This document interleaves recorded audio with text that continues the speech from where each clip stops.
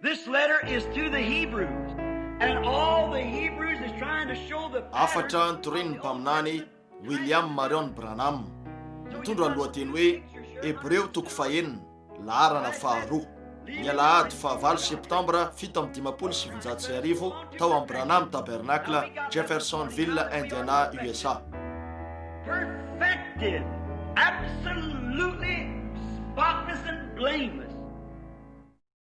To study his precious Mba andalinana word. ny teniny sarobidy I come in a while ago and I tonga was teto packing aho two vo teo Bibles, ary nisy baiboly roa tety amiko and I had a little interview de with the nisy lady resaka back kely ny there. fanaovako tamin'ny ramatoray tetsy aorina nabarako azy fa raha mitory avy amin'izy roa reo aho de tokony azo lahateny tsara ihany But this is a fa Greek ty kosa lesson, dia rakobolana grika ka just misy something I zavatra want to tiako read vakena out fotsiny avy tonight. ato anio ariva zany de the word io ny for word fandikana teny arabaky teny interpretation avy from amin'ny teny original grika Greek nisy into voalohany English. ho amin'ny anglisy And it's been a lot of ary help to me nanampy along the abetsaka line. atry ny ely io And I ka just wanted to de read tiako something tsy out of it, zao ny because amaky now zavatra we're avy amin'izany studying satria in ankehitriny this sika dia eo book of mpandalinana Hebrews, ny amin'ny ty bokyny and Hebreo we're ty just now ka de coming tonga to eo the amin'ny tena real dikany deep lalina meaning. fotsiny siketo And I told Brother ary Neville a laza few tamin'ny minutes Ralany ago, Ville we're minitra getting vitsy zay into hoe the part tonga where eo the amin'ny people fantro sika scratch zay their atonga heads, ny but I don't olona believe iotratra that. loka no hoe tsinoko zany That's hitanareo the type we zany get into. zavatra That's idirantsika where we eo like. ny tena itiavantsika azy Some minister said nisy to me, mpitoro he teny said, nyteny tamiko hoy izy well, e I guess there'd be a lot ataoko head fa scratching. isy I maro said, mihoatraotra that's aloha what we want ya to do. zany ny tiantsika atao See, hitanareo the ny Bible baiboly de only can tsy have afaka one meaning. anana heviny afa-tsy sy ray It ihany can't have two tsy meanings. afaka anana heviny roa zany And if one fa raha part of the misy Bible ampahany says ray amin'ny one thing baiboly and milaza another zavatra part of the iray Bible nefa misy says ampahany something hafa else, amin'ny baiboly then milaza zavatra hafa something's de misy wrong. zavatra tsy mety eo hitanareo It's got to say nefa things tsy maintsy all zavatra the iray way ihany no through. ambarany manerana But ny rehetra remember, io in nefa studying tsaro the fa Bible, eo amin'ny it's fandinihana hid ny from baiboly the eyes miafina of the amin'ny wise mason'ny and hery sy brilliant, manan-tsainy zany and revealed fa to babes voabara because amin'ny it is zaza a satria spiritual avy amin'ny boky book. ara-panahy zany And it's not a ary Western tsy book, boky it's an tandrefana io Eastern boky book. tatsinanana io And there's only ary one zavatra iray ihany no thing afaka can andikry interpret zany it. de That's the ny Holy fany Spirit. masina Now, I know that each one of fantatro us fa wants te to say ilaza ny that tsirairay the amintsika hoe Holy Spirit's ny fany telling us masina no what we miteny believe amintsika in. ny amin'izay inotsika ao amin'io Well, now, if eny every eo scripture raha lines mifanity up tsara exactly avokoa ny the soratra same, masina then rehetra that's the Holy de Spirit. fany masina io If it doesn't raha line tsy up, we got a mifanitsy io gap here, ka a ahitana gap over bangy here, eto ary there'll bangy be ery something de wrong misy zavatra tsy mety with our belief. eo amin'ny finotsika And oh, ary it's eo a boky marvelous book. mahafinaritra Now, io eny I want you to do zay this no tiako while we're ataonareo raha studying. eo Now, am-pandalina we got sika to leave early in the eny morning tsy maintsy for a miala maraina Bible be meeting, zahay fa Lord ho any eo willing. mingy raha Pray sitrapony for tompo us. mivavao anay And this next week, fa amin'ity herinandro ty Brother Grimm Snelling raha here, lagramy sy neliny etony he's present. eto I heard izy him na just eno minutes azy ago aho make this vetivety announcement. teo nanao filazana And this izy church is in fa ty full fiangonana ty de cooperation tena with this miara-miasa amin'ilay revival. fifohazam-panahy taona And we're praying ary to mivavaka God to give him amin'andriamanitra an sika mba exceeding miazo abundant fifohazam-panahy grace lehibe revival. tsy voafetra ary goavana Brother Graham rahala held a grama no revival miazona for fifohazam-panahy ho an'ny Brother up here rahalahy Charleston, Brother etsy Junior Charleston Cash. rahalahy Junior Cash And there was ary right nisy on zato 100 teo no converts, niova I fo believe it tamin'izany was. ataoko fa zay 84 efatra converts. amin'ny valopolo niova fo So to that koa we eo give amin'izany God ometsika praise. fideran'andriamanitra And we trust that it'll ary have matoky sika 500 fa isy days efatra for amin'ny us valopolo here amin'ny dimanjato in ny this eto place here. amin'ity toerany ity Brother Graham, rahalahy back in the grama day, de he said, "Now, niaona Brother Bill, tamiko androany I'm ary sure ozy that you eny rahalahy understand Bill azoko antoka fa that I'm azonareo not tsara here to start hoe up tsy another eto akory work ah in mba the hanomboka asa opposition to hafa zay tabernacle hanohitra ny because I'm tabernakla part satria of the isan'ny tabernacle. tabernakla He's just ety here fotsiny izy to, mba he feels upon his tsapany eo heart ampony that he fotsiny wants fa to te hiazona hold a fifohazam-panahy revival izy and the Lord ka de leading him nitarika to azy it. ianao zany ny tompo And ary he ary invites manasa the an'ireo converts niova and fo has izy the fa church manana to forward fiangonana right mba down here, defasana the azy church ireo home, avy if hatrany you get eto ny trano get fiangonanareo converted. raha tafiditra And ianareo ka niova our fo duty as fa Christians to aditsika back him up makristianina with everything ny we anoana can. azy amin'izay rehetra azontsika atao And the ny Lord bless tompany Brother hitahany Graham. rahalahy grama And you're every ary one ianareo tsy raray avy dia saina mpitiavana natrika ny fivoriana ataony rahalahy grama amin'ny fahazahon-dalana avy amin'ity fiangonana ity miaraka amin'ny fiaraha-miasa feno ny anampiana azy amin'izay rehetra azontsika atao ho an'ireo fanavery sy ho an'ny fanjakan'andriamanitra Lord bless ny you, tompo Brother Graham. hitahanao You're a rahalahy great grama leader. ka hanome You fivori don't know dehibe when ho he's anao gonna close. tsy He fantany just fotoana maranan'io vao start. manomboka fotsiny izy And koa so de Brother Graham's had it like misy ambony myself, ambany many maro ups and tahaka downs. ihany koa eo amin'ny rahalahy grama That's the way life toy runs. zany no zotrany It fiainana makes you appreciate the ups after you mahatonga went anareo through the vakasitraka ny downs. ambony zany rehefa avy nandalo ny ambany If a man makes a raha misy olona drop and mitarapaka lays ka there, he's a mijanona amin'ny tsy coward. lany eo de kanosy I izy got confidence that a man mahatokony will lehilahy rise zay and try hitsangana again. aho ka nezaky indray mariny zany I'm sure you azoko can antoka fa interpret what I azonareo ny mean. hevitra ny zavatra tiako Now, ambara eny don't forget it. This azadio coming zany week. amin'ny herinandro avy ty eny eo amin'ity bokin'ny hebreo ity tsy verina tamin'izay efa hitsika ny arivo eny amin'ny alady zao raha sitrapony tompo anao filazany raha lany vilona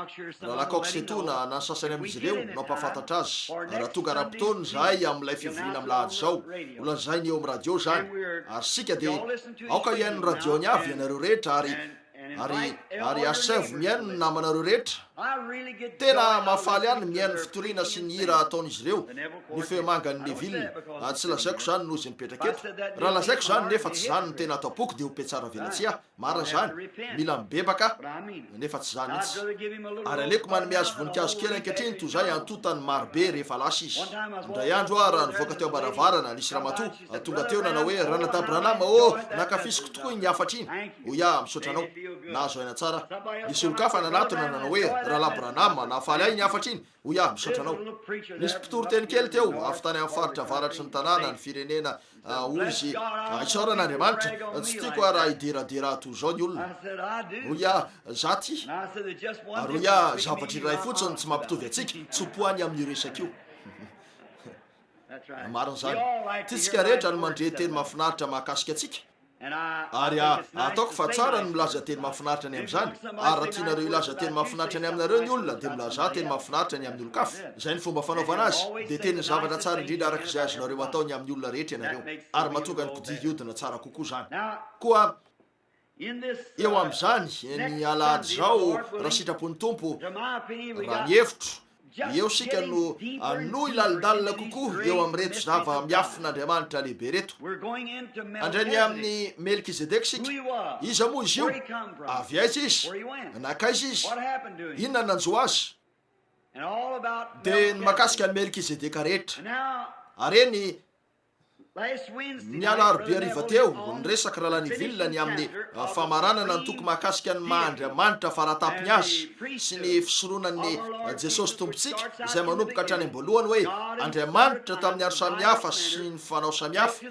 dia ny resaka tamin'ny razana fahiny tamin'ny alalan'ireo mpaminany fa amin'izao any faran'izao no nytenenany amintsika tamin'ny alalan'ny zanany kristy jesosy dia nytoy izany ihany ary nanomboka ny teny sy namoaka ny endrika zaina izy azy izy dia nitondra azy hatreo amin'ny toko fahadimy eo amin'ny fiafarany toko fahadimy avy eo dia natomboka teo amin'ny toko fahenina izay no hitantsika teto amin'ilay lesitsika tamin'ny maraina koa aoka ilaozantsika ny abidi-pianarana ny amin'ny kristy fa aoka androso ho amin'ny tanteraka sika firy mifaly tamin'ilay afatra ny amin'ny fantanterahana aoka androso ho amin'ny tanteraka sika zany no afa-tsika tamin'ny maraina ao amin'ny hebreo toko fahenina eny vao tafiditra eo amin'ny toerany sika zay ahafahantsika manomboka andray ny tena zavatra afaka iombokevitra amin'ireo zavatra ireo sika rehetra ny mandriamanitra ny kristy ary mazanak'andriamanitra azy ny amin'ny toerany tamin'andriamanitra ny toeran'andriamanitra taminy andriamanitra niaraka taminy izy tao amin'andriamanitra andriamanitra tao aminy sy ny sisa miombokevitra amin'izany sika rehetra saingy eny manomboka zao tsy fantatro hoe atraiza ny ombony antsika hevitra ka na inona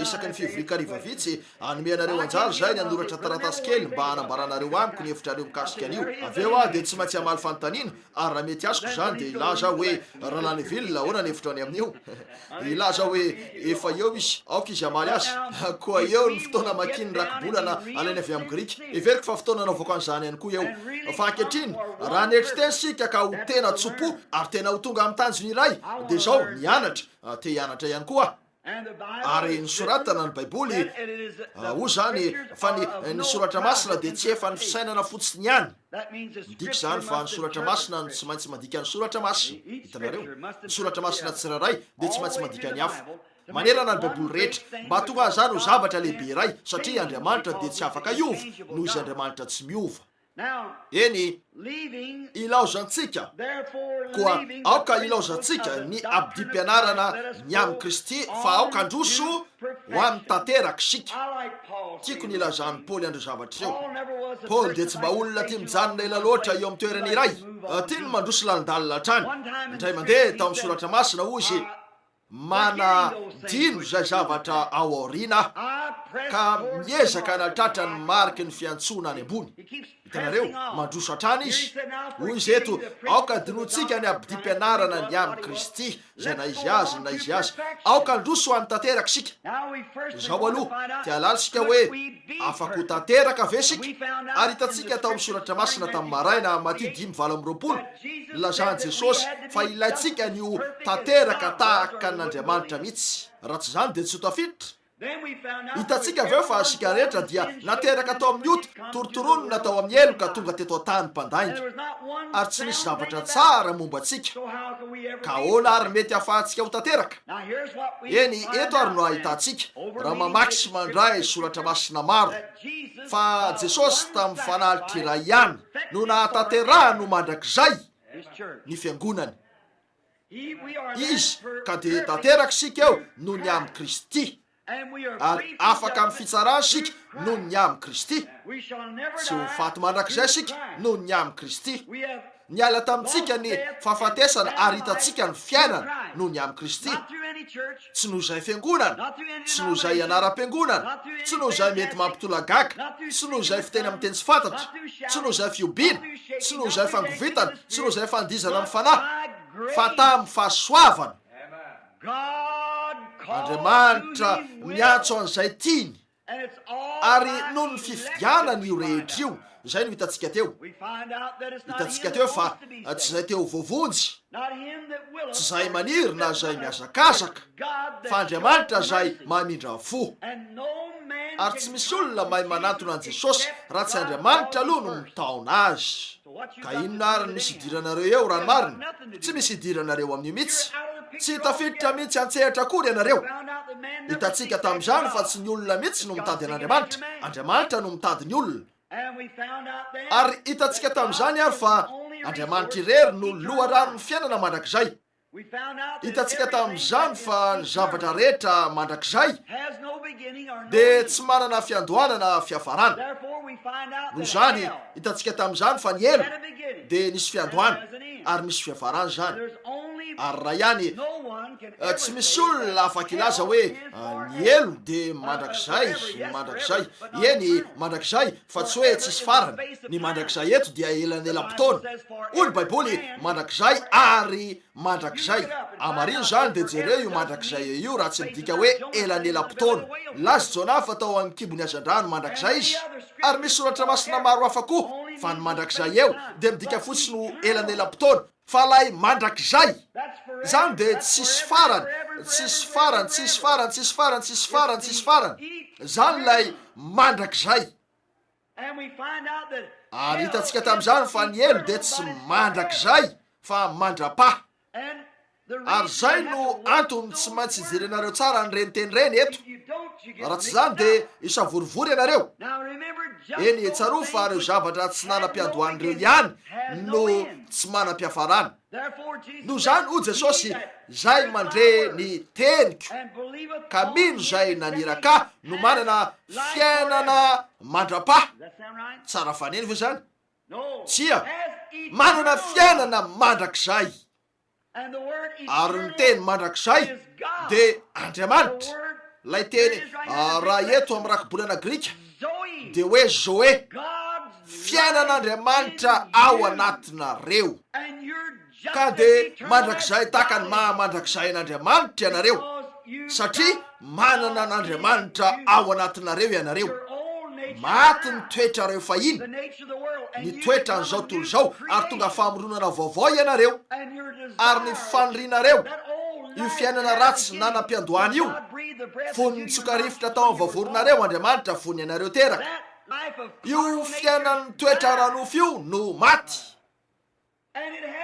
fa nanana fiandohana zany ary nanana fiafarana ka maty zany sady nesorona ny ala ho mandrakizay. Dia ilay toetra ratsy dia niditra Andriamanitra niaraka tamin'ny toetra vaovao. Aveo fitiavana, fifaliana, fiadanana, faharipo, famorapanahy, fiadanana, faharetana, ny fahalemem-panahy, ny hatsara-panahy no niditra ka naka ny toeran'ny lolopo, ny hatezerana, ny fahakalana, ny fialonana, fifandirana sy ireo rehetrareo. Zany no naka ny toerany rehefa tafafindra ny ala tamin'ny fahafatesana ho amin'ny fiainany ianareo. You get it real close? tena azonareo tsara ve zany eto? So listen. Koa enoy, There is only iray ihany no endriky ny fiainana mandrakizay. Find it. Ka roa zany, That is fa zao io, God alone. Andriamanitra irery no manana fiainana mandrakizay. Nilazany Baiboly. God alone has Andriamanitra irery no manana fiainana mandrakizay. Ka raha hijaly any amin'ny ely ny olona iray hoe tsisy farany, dia tsy maintsy hananany Andriamanitra mandrakizay. But I Nefa say that ambarako God, eto fa remember, eny tsaroa fa tsy miteny aho eto hoe tsy misy ny elo mirehitra. Misy ny elo mirehitra, fire and brimstone, afo ary solofara. where the Eo amin'izay worm zay misy kankana, ny afo tsy hay vonoina ary ny kankana tsy mety maty. of fire and Amin'ny afo sy brimstone, ny solofara punishment. It misy may last for famaizana, 100 mety million haharitra years, 100 miliara taona zany, but it has to have an end. saingy misy fiafarana io. For hell was created for the Satria devil ny and elo dia Satan, noariana ho an'ny devony sy ny anjeliny. and Ary everything zay rehetra tena the very maizy an'Andriamanitra tena zay tany am-piandohana. everything Ny zavatra rehetra dia nivoaka avy amin'Andriamanitra. when the Raha great indro lay Spirit, tena the fanahy Spirit raisy fotsiny ane ny fanahy ny fitiavana, great fountain dia lay of loharanon'Andriamanitra God, lehibe madio tsy misy fahalotona. from that come Avy in amin'izany the tonga first eo ny love. fitiavana voavatika. Then it come into Avy eo human tonga eo love. ny fitiavan'olombelona. Avy eo tonga ny fitiavana ranofo. Then it come into Avy eo dia other tonga ireo fitiavana hafa. loves and loves, and this Fitiavana ary is the fitiavana very dia midina miamivadika hatrany ihany mandrapatokan'izany ho fahalotona tsotro zao. But all those Saingy things nanam-piandohana happen avokoa ireo zavatra rehetra ireo. and someday it'll Ary wind ndray back. andro any zany dia hiverina tanteraka avy hatrany amin'ilay tany am-piandohana. It's eternal. Dia mandrakizay zany. We're lust. Eo ny fitsiritana, ny fitiavan'olombelona, ny fitiavana fafinaretana, tsy maintsy tsahatra reo fitiavana rehetra ireo. All these Tsy make-believe maintsy tsahatra reny faiths finoana have amboamboarina avy amin'ny finoana ireny. There's one true faith. Misy ny tena finoana. All others will Tsy have maintsy to see tsahatra ny hafa rehetra. they were perverse Nivadika all niala of this tamin'io real tena faith. loharano io izy ireo. So therefore, Koa noho hell, zany ny elo, suffering, ny fijaliana. suffering is not Ny eternal. fijaliana dia tsy mandrakizay. Suffering Ny fijaliana was dia brought about because navela of sin, niditra an-tsehatra noho ny ota. and sin Ary introduced ny ota suffering. no niteraka And fijaliana. when sin is Ary finished, rehefa tapitra ny ota suffering will have to finish dia tsy too. maintsy mifarana ihany koa ny fijaliana. And there'll be a time Ary where isy fotoana sinners, ireo mpanota that's never accepted zay tsy Christ, nanaiky mihitsy any Kristy, after they have been aoriny ny punished, fanasaziana maybe azy ireo for nandritra ny 100 100 miliara taona angamba tsy fantatro. maybe for 10, Ray alina miliara taona angamba tsy haiko ambara. It'll have to Nefa come tsy to maintsy an end sometime, hifarany zany ray androany, because it's not eternal. satria tsy mandrakizay io. Now, Ankehitriny we're going to press androso on lavidavitra sika eto towards the ho perfection. amin'ny fataterahana. Now listen as we get into Ankehitriny the enoy message. raha hiditra amin'ny afatra sika. Not laying again Tsy the hanao foundation of fanorenana repentance indray dia fibebahana, from dead works ahafahana and miasa from maty faith towards sy God, finoana for the an'Andriamanitra, doctrine of ary baptism, fampianarana ny laying amin'ny on of batisa, hands, fametrahan-tanana, resurrection of the fitsanganany dead, maty and eternal sy judgment. fitsarana mandrakizay. Now listen, Ankehitriny enoy we got roa no ananatsika, misy endrika ananatsika eto. Ankehitriny eny eto mihitsy no andraisantsika ny sasany amin'ireo zay tena tsy ombona-kevitra. Now you got to see Eny where the tsy maintsy picture hitanareo no misy ny endrika zany. Paul is Paoly trying eto here dia miezaka separate law ny from ampisaraka grace. ny lalàna amin'ny fahasoavana. We've got two pictures. Manana endrika roa sika, One the ny carnal, ray lay one the aranofo, spiritual. ny ray lay ara-panahy. And Paul's Ary trying miezaka to Paul deviate ny between the manafaka two azy to roa show the mba Jews. nehoany amin'ireo jiosy. This letter is Ity to the epistily ity Hebrews. dia ho an'ny hebreo. And all the Fa ny hebreo rehetra dia Hebrews miezaka maneho fa ny endry zavatra teo amin'ny testamenta taloha dia tandidony vaovao. So you got two Koa pictures manana there. endrika roa ianareo eto zay tsy maintsy heverina. Koa mianoho tsara rehefa mamaky sika. I said, Eny hoy izy, leaving the principles ilaozantsika ny abidi-pianarana of Christ, let us ny go amin'ny on to Kristy perfection. fa aoka androso amin'ny tanteraka Now, we sika. got that this morning. Eny How that hitantsika we zany are tamin'ny perfected. maraina ny fomba nahatanteraka atsika. Perfected. Tanteraka. Absolutely. Tena tsy misy Spotless and tsinona pentina. not one Tsy misy otana dia ray azo eo amintsika. Are you above temptation? Ambony tsy Never. takatry ny fakapanava ianareo, tsia. Do you sin every day? Manoto Yes. isan'andro ve ianareo? Eny But tompoko. yet we are Nefa na dia zany azy perfected no because tanterahany we sika are satria in Him. ao aminy. And God could Ary tsy no afaka more hitsarantsika judge us intsony than Andriamanitra nothing toy ny tsy ahafahany tsy ho marina raha zay fa efa nitsarantsika tao aminy izy. Rehefa nitsarany Kristy izy, nitsara izy, nitsara anareo izy. ary tsy afaka hitsarandray izy satria noraisy ny fitsarana. Raha toa ka efa navotana, ananako ny Rosia maneho fa efa navotako tamin'ilay trano findramam-bola ny famantaranandroko. Aoka nisy olona samerina nindray ao amin'ilay trano findramam-bola fa efa ananako ny Rosia, efa navotako zany. Ary raha ezaka ny ametraka famazana eo amiko ny devoly, ananako ny Rosia izay maneho fa efa navotana. Eny tompoko, tsy misy fitsarana intsony. Izay mandreny teniko ka mino zay naniraka no manana fiainana mandrakizay. Ary tsy hoe ho amin'ny fitsarana mihitsy izy fa tafafindra miala tamin'ny fahafatesana ho amin'ny fiainana. Zany ny Rosiako. Nanome teny fikasana izy. Eny zao no endrika misy eto. Tsy hanao fanorenana indray de fibebahana, ahafahana miasa maty sy finoanan'Andriamanitra, ary fampianarana ny amin'ny batisa, fametrahan-tanana, fitsanganany maty, fitsarana mandrakizay. Eny tsarovy, tsy kahitrareo ve fa nampiasainy indray teny io, nampiasaintsika zany tamin'ny maraina, fitsarana mandrakizay. Rehefa amin'ny teny indray mandeha Andriamanitra de mandrakizay zany, tsy azo ovana io na kely. No zany ny fitsarana de mandrakizay. To zany foana ny fitsarana. Ary na taranaka ahoana no ivelomantsika, misy taranaka ivelona ary misy lalàna ho velona ary mandrakizay zany, satria na oviana na oviana, na zao no misy na ity. Fa ny fitsaran'Andriamanitra de mitoetra mandrakizay. Tsy maintsy zany izy satria efa voatono ny teny. Rehefa manonona teny Andriamanitra de tsy maintsy ho mandrakizay io. Marina zany. Ankehitriny avelao maka an'io avy amin'ny Grika ho anareo. Eno ny vakineto. Koa aoka ilaozantsika ny abdi mpianarana ny amin'ny Kristy, lay fanavotana, tokony hiezaka ny androsika. Sy voavakiko ny eto, voafafy zany. Tsy hanao endrika fanavaozana indray, zay le izy. Tsy hanao endrika fanavaozana indray avy amin'ireo asa mahatonga fahafatesana. Eny tirak-bolany ity de tsy hoe fantikana akory, tsy zany mihitsy. Teny Grika arak'izay ilazan'ny anglisy azy fotsiny io. Ary voalaza hoe tsy ilaitsika ny inony eto jereo, tsy hanao fanorenana ny amin'ny fanavaozana indray avy amin'ireo asa mahatonga fahafatesana.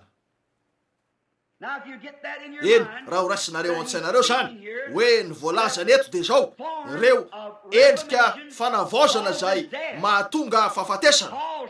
Hoy Paoly, ilaozana ny abdi-pianarana, miroso amin'ny tanteraka, tsy hanao fanorenana indray ny amin'ny fibebahana, ahafahana miasa maty sy ny finoanan'Andriamanitra, ny fampianarana momba ny batisa, ny fametrahan-tanana, ny fitsanganana amin'ny maty, ny fitsarana mandrakizay. Reo endrika fanavaozana zay mahatonga fahafatesana, zay ny tena mahalaza azy. Zany mihitsy ny soratan'i Paoly. Hitanareo ve ny zavatra izany atao? Eny rehetreo toy ny batisa, misy ny vita batisa mianorina, ny ray miana aloha, ny ray amin'ny anaran'ny ray zanakary fany masina, ny ray amin'ny anaran'i Jesosy, ny ray toy zao, ny ray toy zato. Sy reo tsy fitoviana kely rehetra ny amin'ny batisa. Ary ny fametrahan-tanana, isaoran'Andriamanitra manana fanomezam-pahasoavana ny amin'ny fametrahan-tanana. Halleluja, ianareo afaka azo an'ito zao ianareo, halleluja. Atao ankilany avokoa zany rehetra zany satria asa maty io. Reo fanavaozan'ireo manavao. Hitanareo, miresaka amin'ny andian'olona hafa izy. Eny ozy andesika hiala amin'izany ary androso ho amin'ny tanteraka. Azonareo ve zany? Nefa mbola tafahitsoka anoarina noho ireo zavatra ireo hatrany ny fiangonana. Zany no hoe zany izy ireo atao. Ny fiangonana Hebreo tamin'izany de niezaka nilaza hoe vita batisa nasindrika ary nazo an'izao sy zao sy reto zavatra rehetrareto. Hoy izy ankehitriny ataovy ankilany zany rehetra zany, avela ho any zany. Nefa eto nilaza ve izy fa tsy tokony ataontsika zany? Ankehitriny eno ny voalazany amin'io. Ary zany no ataontsika raha avelan'Andriamanitra. Ary zay ihany no voalazany dika teny voalohany. Ataontsika io raha mamela antsika Andriamanitra. hitanareo ataotsika io raha mamela antsika andriamanitra ny batisa ny fametrahan-tanana sy ny sisa saingy tsy zany lay tanteraka fa navaozana aranofo fotsiny zany ary eo ny faritra hijanonan'ireo fiangonana amin'izao andro zao dia eo amin'ny fanavaozana aranofo io ony ray amin'izy ireo ny rano ny dikany teny hoe batisa de zao ary zao ny dikany ty ary nanangana rafi-pivavahana izy ireo ka ny ray mamafy ny ray kosa mandraraka ny ray kosa manao batisa miano aloha ny ray miano arina sy ireo zavatra rehetra eo ny sasany amin'izy ireo mametra tanana ho any marary ny sasany nanangana apôstôly ary ny sasany nanangana mpaminany sy ny sisa tamin'ny fametrahan-tanana ary mitory fitsanganana amin'ny maty izay tena tsara eo koa ny mahandriamanitra faratapiny any kristy mety tsara zany nefa ozy fanavaozana aranofo avokoa reo rehetr'ireo ka mandray fanavaozana fotsiny sika ankehitriny aoko sika androso amin'ny tanteraka mazava aminareo ve le izy ankehitriny zareo etony misy an'ilay tapany lalina ankehitriny fa tsy hain'izay efa noazavaina indray mandeha sady efa nanandrana ny fanomezana avy any an-danitra sy efa nandray ny fany masina ary efa nanandrana ny teny tsara n'andriamanitra ny hery ny fiainana ho avy ny emotra ka avaozina indray ho amin'ny fibebahana satria manombo ny zanak'andriamanitra indray amin'ny azo fijaliana ka manao azo famenarana eny fantatro ny ao an-tsainareo legalista amin'izao fotoana zao nefa diso hevitra ianareo hitanareo eny ary zao no toanako ary manamafy an'izany ny baiboly hoe raha misy olona lefa novonjen'andriamanitra de voavonjy eo amin'io fotoana io izy ary ho mandrakizay tsy afaka anao zay ilazany io zavatra hafa ianareo misy mpitana fotom-pampianarana tonga teo amiko voatsela ary ozy misy tempoka azahoako anao ry mpitoroteny branamy misy azahoako anao hoy ianao raha voavonjy ny olona iray de tsy afaka hovery mihitsy hoe ho ia zany ny voalazan'andriamanitra ozy tiantany zavatra anao ah saoly de mpaminany ary naminany izy ary fantatrao fa voahositr'andriamanitra izy nilaza ny baiboly fa zany izy nefa namony teny izy ka very ho ia very izy ho ia manambara ny baiboly fa voavonjy izy na de lasa fahavalon'andriamanitra azy izy teo de mbola voavonjy ihany nilaza ny baiboly fa voavonjy izy ary ranomarina tsy namony tena akory izy nisy filistina namono azy ary davida ny namono alay filistina noho ny namonony azy lafy teo amin'ny sabany izy nilefony ny sabany nefa zay ny nataony tsy nafaty azy io fa nisy filistina namono azy ary teo rehefa nakeo amin'ilay mpanao ody saoly ary niantso ny fanahany samoely raha vehivavy noho izy tsy mbola niditra tany amin'ny voninahitra fa tao amin'ny paradisy tao ambaniny ranombilasy sy lalatsaka zay tsy navitana aisotra ny ota fa nilainy nanana toerana fiandrasana zay natsino hoe paradisy mandra-pidirana eo ny mampisavorivory anareo vahoaka katolika hitanareo eny tsy misy paradisa intsony ankehitriny makeo amin'ny fanatrehan'andriamanitra avy an-transika ary efa nakaran'ilay mpanao ody tao andora ny fanahany samoely de nijoro teo izy de laviny akohaka raha vehivavy ka nanao hoe nahoana ianao no namitaka ary tsy hoe nijoro teo ihany saoly samoely ny tiako ambara tamin'ilay akanjo fanaony mpaminany fa mbola mpaminany izy ozy nahoana ny natsoinao hiala amin'ny fitsaharako ozy nefa ianao efa tonga fahavalon'andriamanitra ozy tsy miteny amiko tsony no rimo tsy maminany eo amiko tsony ny mpaminany sady tsy manonofy ihany koa o samoely tonga fahavalonao andriamanitra nefa ivadika ny fandehan'ny ady rapitso ka ho faty ianao rapitso ary rapitso ariva toy zao hoety amiko ianao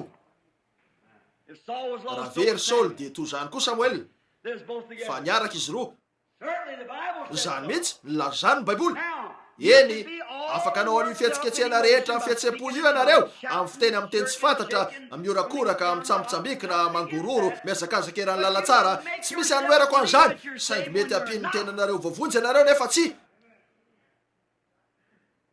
tsy voavonjy ianareo ny fiainanareo no anaporofo ny maizy ianareo nilazy jesosy fa ho toy zany ny voly no ahafantaranareo azy ny fiainanareo no anaporofo raha voavonjy ianareo na tsy na de tsy manokabava mihitsy azy anaporofo ny maizy ianareo io fa io fihetsiketsehana sy fihetsepo ary fikambanana amin'ny fiangonana rehetra io fa vita batisa tamin'ny anaran Jesosy. Aleloia, afantatro fa ananako ilay izy tsy midika ho zavatra zany.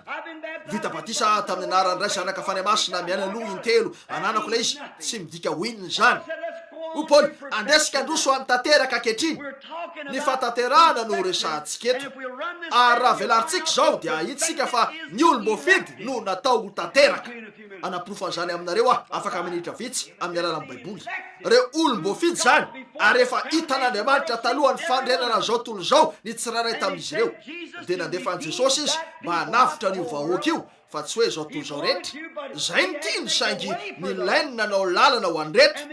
Ary ny fomba tokana azo natao dia ny nandefan'i Kristy mba ahafahany tonga ilay natao fanavotana ny amin'ny otatsika, mba ahafahany hitondra an'ireo zay efa voafidy ho eo aminy ao amin'ny voninahitra.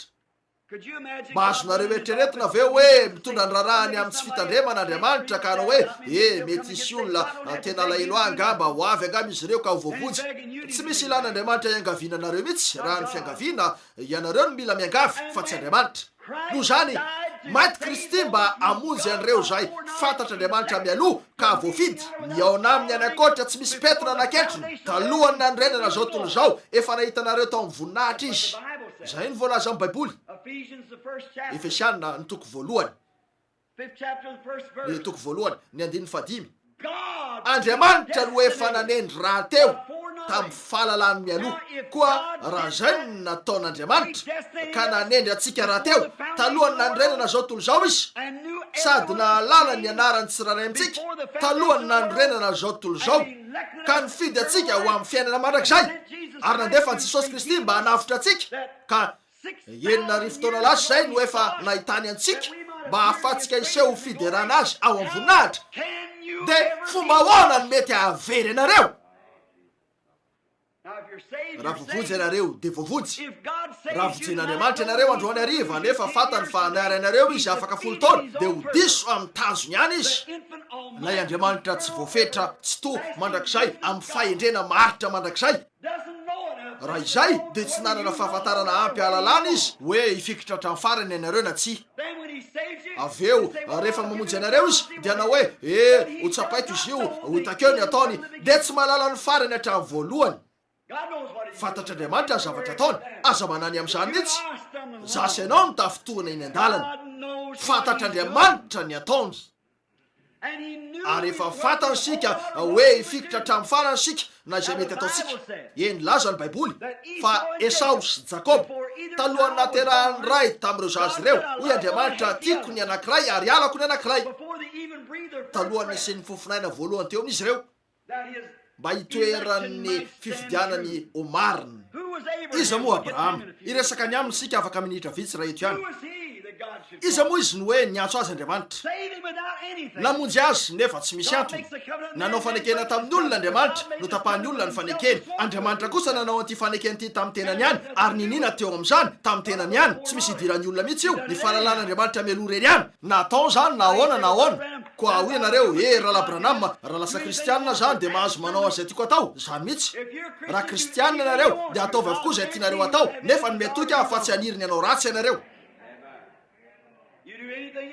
Ataovy rehetra io nanao an'izay tiako atao hatrany fa raha manompo ny tompo no mitahotra ho any amin'ny elo dia tsy manompo azy araka ny tokony izy raha mivelona matoka amin'ny vatoko no nitahotra ny isarany amiko dia tsy tena vato tsara, nefa tsy tiako mihitsy ny andratra ny fonina amin'inona na inona satria tiako izy.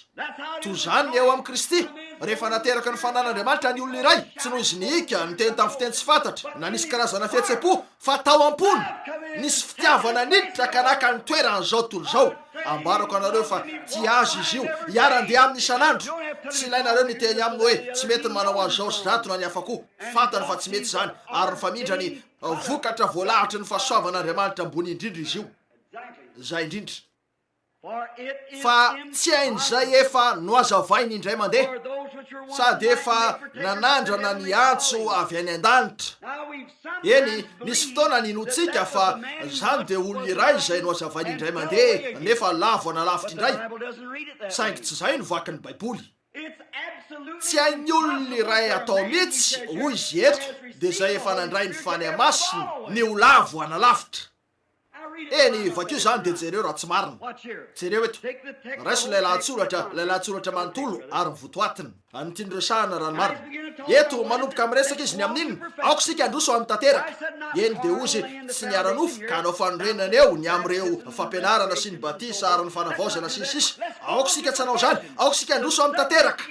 Ny loha hevitra de fataterahana And perfection. ary amin'ny alalan'ny Kristy no hiaviany fataterahana. And how do we get in Nefa Christ? ahoana ny idirantsika ao amin'ny Kristy? Ny fikambanana fiangonana ve fahafana iray ihany nanaova batisantsika ho tena iray. Not by one tongue. Tsy hoe tamin'ny teny tsy fantatra iray na ny fandraisan-tanana na ny fanaovana batisa fa fanahy iray ihany We are baptized. no nanaova batisantsika ho tena iray. You get it? Azonareo ve zany? That's the perfection. Zany ny fataterahana. And when you come in Ary rehefa that, tafiditra ao amin'izany ianareo de ao amin'ny Kristy and the world ka maty ho anareo zao tontolo zao and you walk de miara-mandeha amin'ny with the Lamb zanak'ondry each day. isan'andro ianareo. And your Ary steps ny are dingana already ataonareo de in voalahatra Andriamanitra ny amin'izay tokony atao. Oh, the Oh, trials and reo fitsapana sy testings fizan-toetra that we go through. andalovantsika. You say, do you have Ianareo testings? misy Yes. fitsapana aveo aminao. Eny tompoko. What is Inona moa grace is what ny God fahasoavana de does for zay me. nataon'Andriamanitra ho ahy. Works is what I do for God. Ny asa de zay ataoko an'Andriamanitra. Now to make a doctrine out of Eny it. misy fampianarana navoakan'izy ireo avy amin'izany ka heverin'izy ireo fa ny asa no azahoana fahamendrehana. Raha zany no izy de tsy fanomezana mamem-pona io. Grace is what Ny God fahasoavana does for de you by zay grace nataon'Andriamanitra you're ho anareo. Fahasoavana no namonjena saved. anareo. Works is what you Fa do ny asa for de zay grace ataonareo of the fankasitrahana ny grace amin'ny you're fahasoavana nasehony anareo. And if you love him, Ary you raha like tia azy the ianareo grace of de the tianareo ny hanao asa ho an'ny tompo. Certainly. Mazava ho azy satria eo tia azy ianareo.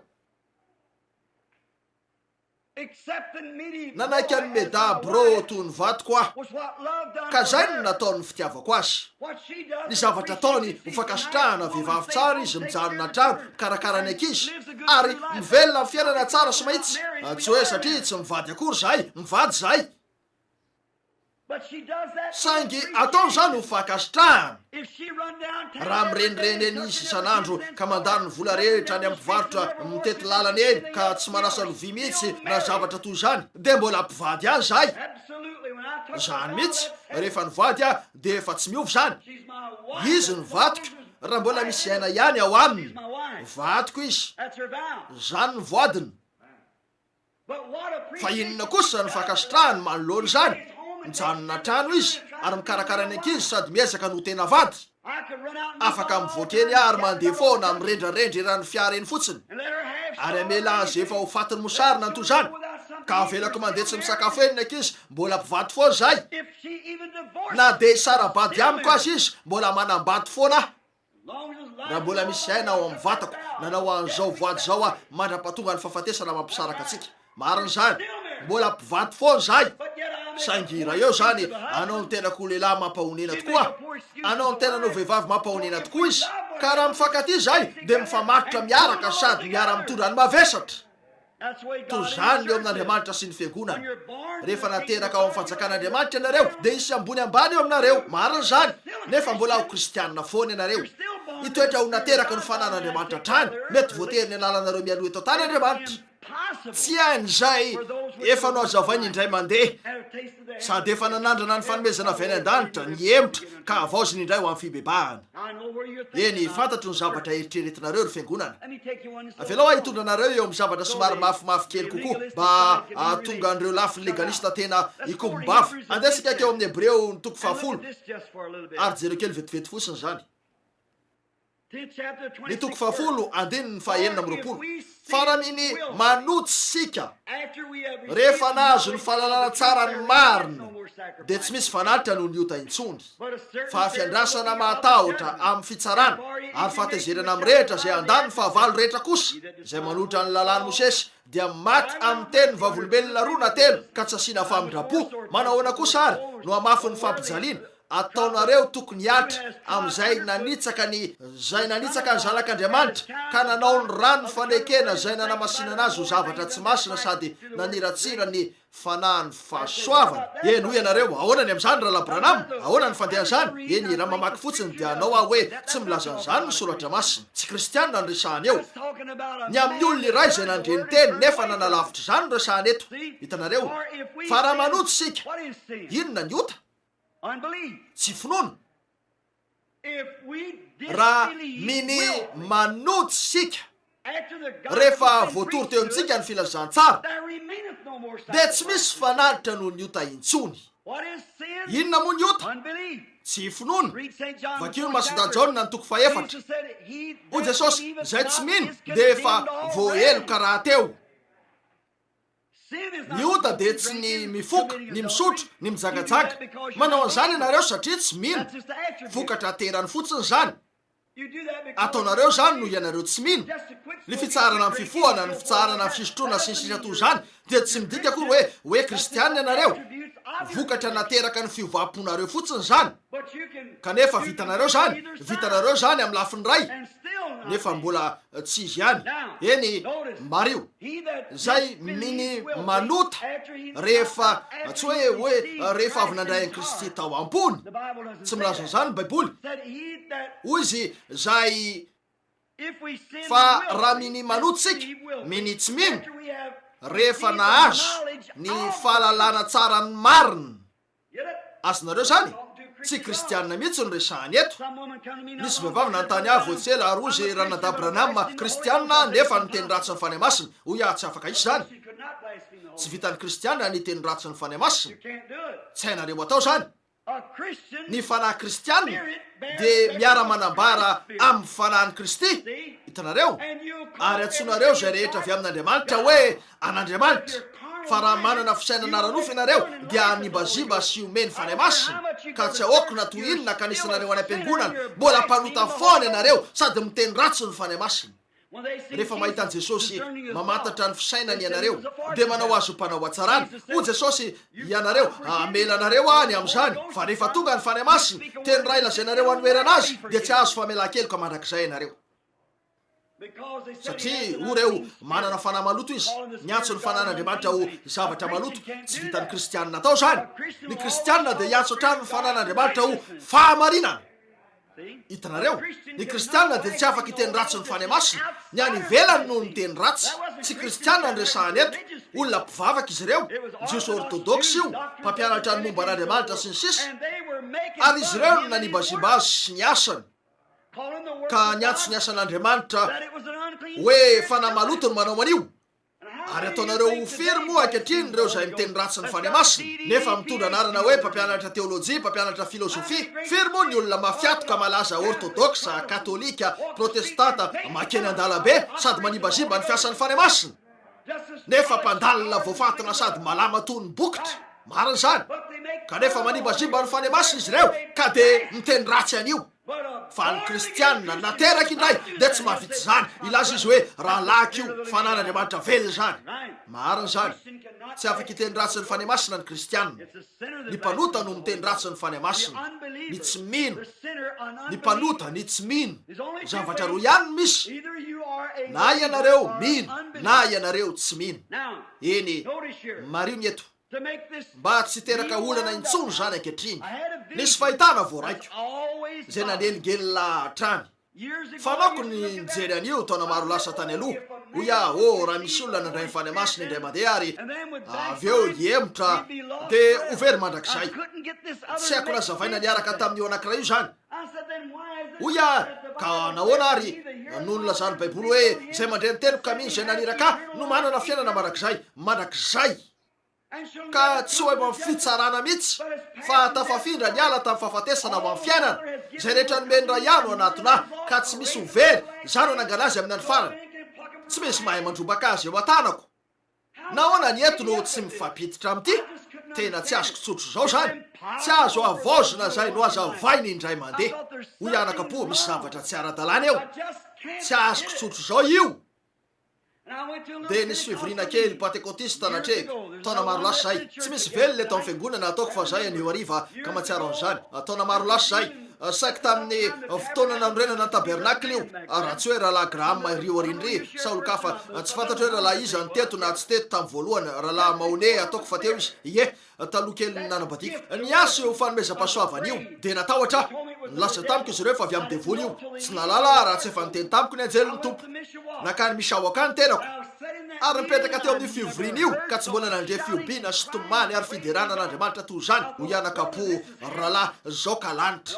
ary toy inona nyvezivezeny izy ireo teo voatery nataon'izy ireo tany avaratra zany noho ny fanavakavahana niaraka teo ny mainty sy ny fotsy ny fiangonana pentekotista maneran-tany sy ny fiangonana pentekotista jesosy kristy no tena nikambana ka lasa ho pentekotista nitambatra kanefa fifoazam-panahy toy inona no teo amin'izy ireo tao amin'ny fiangonana rahalahy ro tao misaoaka ary za somary tia mijery zavatra tena orina no nakaseza nijery tsara an'io rehetra io mbola tsy nahita an'ireo zavatra ireo mihitsy aho teo aloha nisy lehilahy nipetraka teo tsy mbola niteny an'izao ampabemasy mihitsy aho nisy lehilahy nipetraka tetsy amin'ny ilany ary misy lehilahy hafa tery an-daniny ka ny anankiray ny teny tamin'ny fiteny tsy fantatra fa le anankiray nandika zany de nilaza zavatra maro isan-karazany hitranga izy ireo avy eo tia ny teny tamin'ny fiteny tsy fantatra ry nandika hoy anakapo la tsy mahafinaritra ve zao ianakapo be voninahitra tsy maintsy anjely izy reto zay nidina kanaka endrika olombelona eny tsy nanana fa tsiray dolary sy 5 centime hodinany an-trano ary tsy afaka nahazo afa-tsy solika ray fatra natory tao amin'ny sakatsaka tamin'io alina io misy ampahan'izany no soratako tao amin'ny boky nefa tsy izy rehetra satria tsy te handratra ny folo izy ireo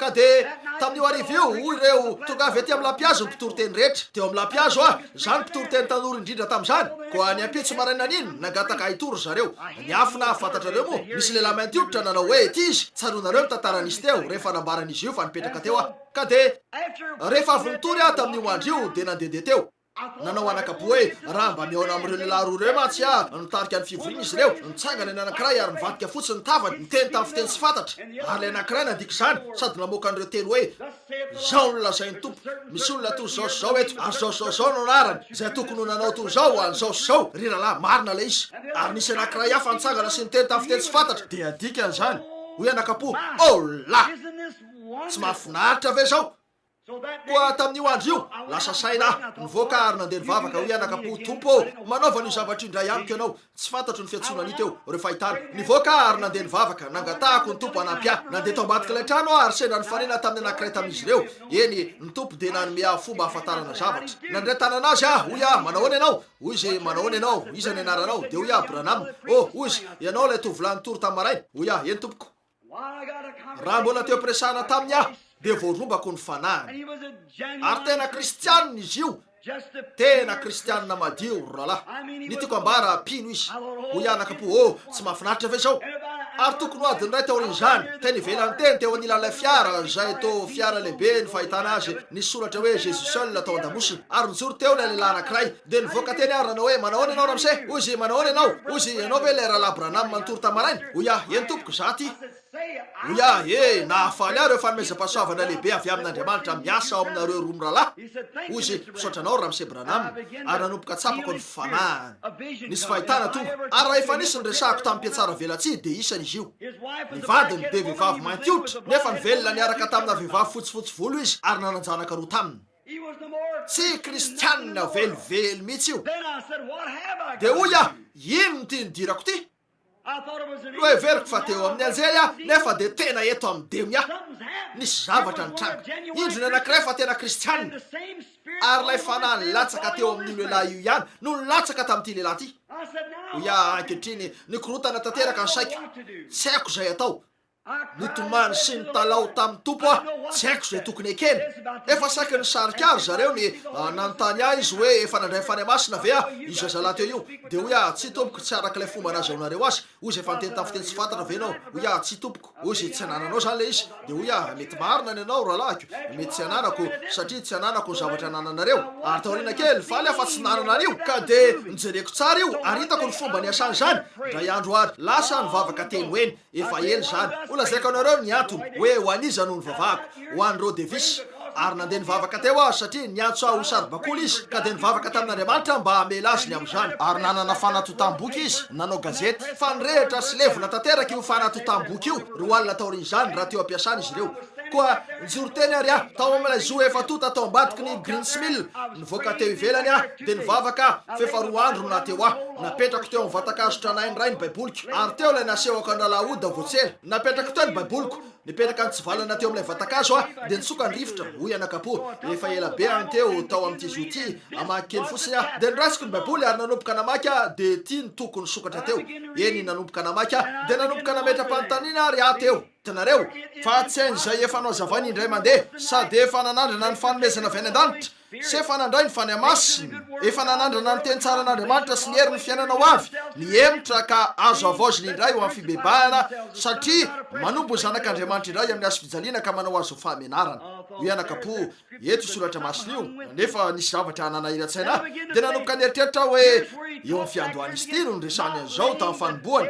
Tsy hanao fanorenana maty ny amin'ny fibebahana teo am-panombohany, tsy hanao fanorenana ny amin'ny fibebahana nefa nilaza izy eto hoe avaoziny indray ho amin'ny fibebahana fa aoko sika androso amin'ny tanteraka ka ilaozan'ireo zavatra ireo.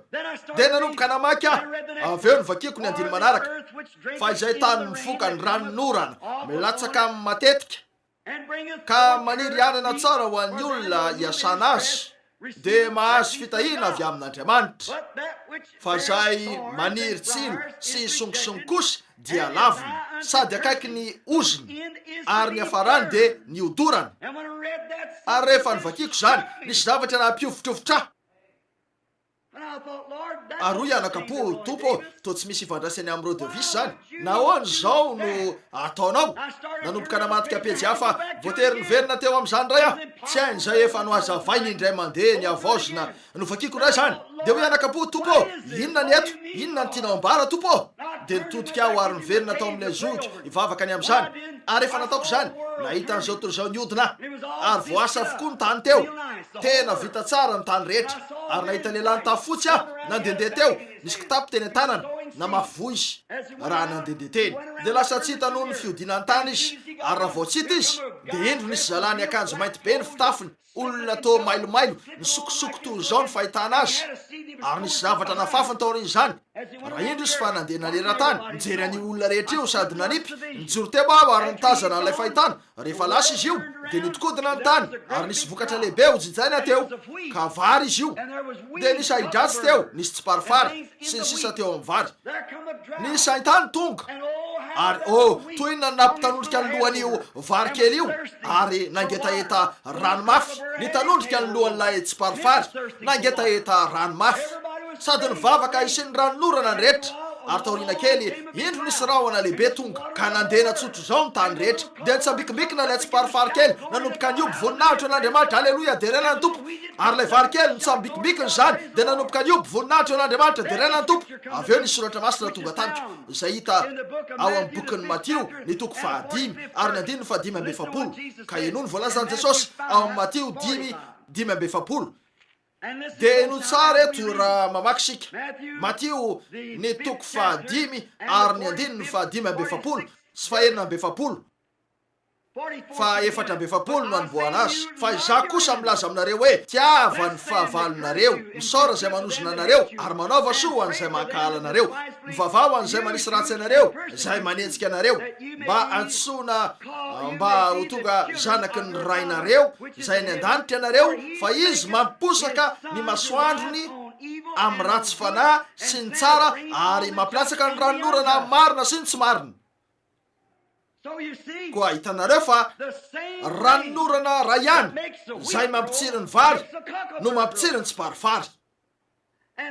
Koa no zany nazava tamiko ilay izy eo no misy an'ilay mpiambo aranofo eo aminareo izay ao am-piangonana mihitsy nefa nyvoany mety mioby izy mitsambikina mandihy miteny amin'ny fiteny tsy fantatra saingy nyvoany tsiparifary izy. Nefa misy an'ilay ray hafa eo izay nahazo fanahy ray ihany.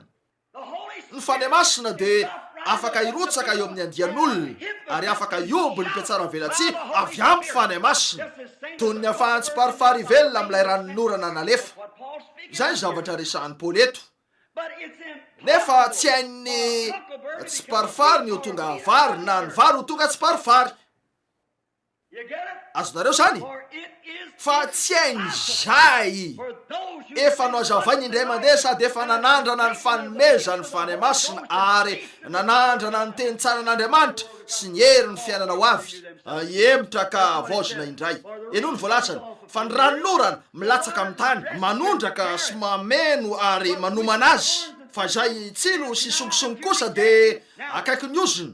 Koa aoka ilazantsika ny abdi-pianarana ny amin'ny Kristy fa aoka ndroso amin'ny tanteraka isika fa tsy anao fanorenana indray ny amin'ny fibebahana sy ny asa maty amin'Andriamanitra dia ny finoana sy ny sisa ny fampianarana ny amin'ny batisa ny fametrahan-tanana sy ny sisa. Hitanareo fa ny mpino ara-nofo tamin'izany andro zany toy ny ankehitriny ihany dia tia nilaza hoe mpikambana fiangonana efa nibebaka, efa niakatra teo niaky ny eloko, efa natao batisa. Hitanareo fa miantehitra amin'ireo fanavaozana ara-nofo ireo izy ireo. Ary inona natao zany? Miteraka tsiparofary io. Inona no avoaka ny fahaterahana? Ny vary dia ny tenin'Andriamanitra. Ampiasainy ho toy ny teniny zany. Voy io mamoa zany dia miakina amin'ny hoe voy inona na fahafitaom-ponareo. Raha makao am-piangonana ianareo no nitahotra ny elo, raha mikambana amin'ny fiangonana ianareo no ianareo tsy te ho any amin'ny elo, dia mbola tsiparofary ihany. Raha toka mikambana amin'ny fiangonana ianareo mba halaza dia mbola tsiparofary ihany. Raha nataonareo avokoa ireo zavatra ara-pombo ireo ka zay ihany no misy eo aminareo dia mbola tsiparofary ianareo.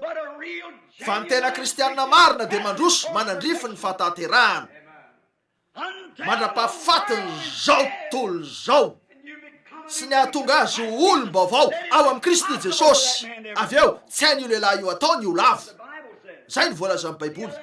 Hitanareo ve ny fomba ifantsiny zany amin'ny soratra masina sisa rehetra? Hitanareo ve ny fomba akan'izany tsara ny toerana? Ahoana nafahany io milaza eto hoe raha vavavonjy iray mandeha ny olona iray dia tsy afaka ho very, nefa tonga eto ka ilaza hoe fa raha very ianareo na miteny ratsy dia tsy misy azo atao. Zany mihitsy, raha mpiteny ratsy ianareo dia tsy kristianina. Tsy misy olona mpitenen'ny fanan'Andriamanitra ka hanao hoe voaoziny Jesosy. Masidady Jaona 4 na Jaona 1:4. Tsy misy olona mpitenen'ny fanan'i Kristy ka hanao hoe voaoziny Jesosy. Ny fanahy rehetra avy amin'Andriamanitra zay ao amin'ny fiangonana kristianina dia mifanaraka amin'izay rehetra lazain'Andriamanitra. Vakintsika eto ary voalaza hoe notorotoroana no lielitsika izy nidikapoka tamin'ny nahasitranana antsika. Ny sainara-nofo ratsy dia anao hoe efa lasa ny andro mifagagana. Zany mpampianatra rano. Hitanareo, tsy misy zany fanasitranana avy amin'Andriamanitra zany, tsy misy zany fivavahana makasika fo zany. Andiana petanetana fotsiny ianareo, fihetsepoana ao ananareo. Zay ihany ny amin'io, tsy misy dikany io. Zay ny presbyterianina, zay ny luteranina, sa inona koa fantatray zavatra joronay. Inona nefa zay ny fanan'Andriamanitra Jesosy Kristy, izy ihany no eto. Amen na ho ny fanan'Andriamanitra. Mifanitsy faingana amin'ny teny izy io. Tompoko, eo mihitsy zany. Hitanareo ve ny toko ambara eto? Reo fanavaozana ara-nofo dia asa maty ho Paoly. Fa eo amin'izay iaviany aina ity fahaterahan ity, zay mandray ny teniko ka mino zay naniraka no manana fiainana mandrakizay, ka tsy hoe lona mihitsy fa tafafindra ny ala tafafatesana ho amin'ny fiainana. Zany ho anome azo fiainana mandrakizay ary anangana azy amin'ny andro farany. Zay rehetra nomeny ray ihany anatona ary tsy misy avelako ho very, tsy afaka ho very. Koa eto ny vokatra zany. Ny vokatra zany mieritreritra ny olona fa io no mahatonga ny olona ho very. Riralahy, tsy manompo an'Andriamanitra toy ny eo ambany ny fampitahorany bibilava akory sika. Andriamanitra akory tsy taka an'ireny zalahy marana karavasy mainty reny ka mamiraviranareo etsy seroa. Raha izy fitiavana izy, Andriamanitra dia fitiavana. Ary ny Baiboly ao amin'ny Masidady Jaona izay tia no avy amin'Andriamanitra. Tia an'Andriamanitra ianareo. Za tsy ho raha nivoaka ka nivoaka nisotro anio arivo, tsy mbola nisotro ato eo amin'ny fiainako. Fa raha mivoaka eny aho ka misotro tsy hoe no nitahotra azo kapoka, tsy zany no antony tsy andehanako eo ka anaovako an'io. Ny antony tsy anaovako an'izany dia noho ny fitiavako azy. Tia izy, tsy resaka lalàna akory zany, tsy hoe zavatra tsy maintsy ataoko io, fa noho izy efa nanao zavatra ho ahy ka tia azy aho noho zany. Zay ary ilay izy. Koa noho zany fanahy masina ato zany zay nampanantenaina hoe za anome azy fiainana mandrakizay ary tsy ho very mihitsy izy. Nandanga ve izy sa nilazany marina? Nilazany marina. Koa hitanareo ve ny dikan'io raha izay? Tsy afaka ho lavo ny olona iray taoriany nidirany tao amin'ny fahasoavany indray mandeha. Tsy hainy atao zany, afaka ho lavo izy eny, fa tsy hoe hiverina hatreo amin'ny fibebahana, hiverina amin'ilay toerana anaovany andreo asa ratsy fa indray. Koa ianareo zay tsy mitsahatra mitety fifaozam-panahy, makety sy makeroa, tsy hitanareo ve fa tsy miorina tsara ianareo? Tsy mahafiorina tsara.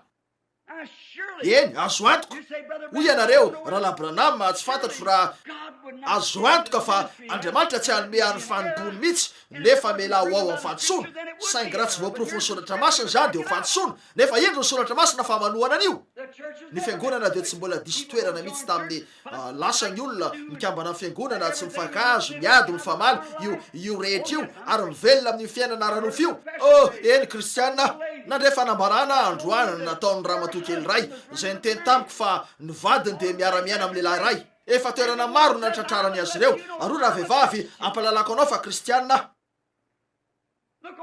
jereo ry Jimmy Osborne etsy mitoreny izy ny alady maraina nefa boogie rock and roll sy ny sisa mandritry ny herinandro jereo ry Elvis Presley Judas sy Iskariota hoan'ny 7,750 mpikambana amin'ny Assemblée de Dieu Pentecôtiste miteny amin'ny fiteny tsy fantatra ho an'ny fanahy masina nefa nandefa fanahy maro any amin'ny fampijaliana noho ny fivarota toka rehetra nisy tao anatin'ny 10 taona lasa namatika ny fisainany ankizy kely miala sakana maneran-tany ka natonga an'ireo tovovavy kely anendaka ny atina akanjony ary anipy-azy eny amin'ny sehatra fampisehoana ary izy anao sinian'io tena maloto loatra ka tsy sahany izy ireo aseho eo amin'ny televiziona akory ny eo ambalahany no midiny noho ny toe-batana ny fanahy masina amiteny amin'ny fiteny tsy fantatra zany veloprofo rahalahy raha teo ny fanahy masina de tsy hanao fiatsika toy zany mahalala kokoa noho zany ianareo tsy hanao toy zany mihitsy izy ny tiana Andriamanitra de fahadiovana sy famendrehana ary famasinana tsy hoe manao nitenako madio sy mendrika ary masina mba hahatonga ho kristianina fa kristy atao anatiko no mivelona toy zany ato amiko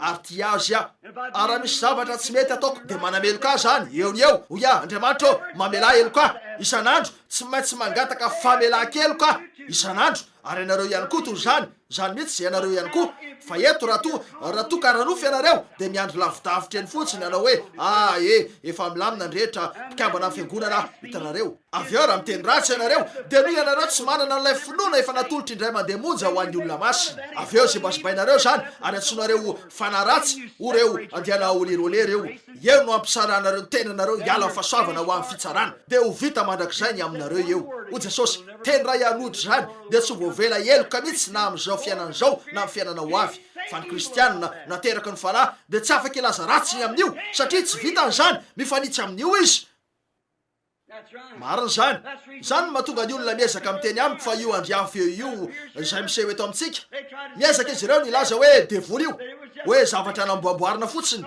io rehetra io nefa nanaprofo ny fankatsary fa tsy zany io ary reo asa de hita miariary tsara ao amin'ny baiboly fa lay andriafo ny fanena tamin'ny Paoly teny amin'ny lalany ho any Damaskosy any io reo zavatra rehetra nataony tany amin'ny lasy reo arak'izany mihitsy no ataony raha ny baiboly Kristy io lay zanak'Andriamanitra ary rehefa teraka indray sika de ananatsika ny fiainana mandrakizay ka tsy afaka ho ringa sika tsy hainy olona toy zany ny olavo zany ny voalaza amin'ny baiboly ankehitriny enoy jereo tsara ny voalazan'ny Paoly ovakiko ny abiny ary jereo raha tsy tsara faneho zany eto andehary sika vetivety monja ny andiny favalo fa zay maniry tsilo songisongy kosa dia lavina sady akaiky ny oziny ary ny afarany de ny odorany ny tsy mino zany eny jereo tsara Paoly fa ary malala eto miresaka ny am'ireo zay te hiezaka ny iverina eo ambany lalàna izy ianareo tsara ka miezaka ny anao andreo asan'ny lalàna rehetra nefa de ara-pomba tsy misy toy zany izy ireo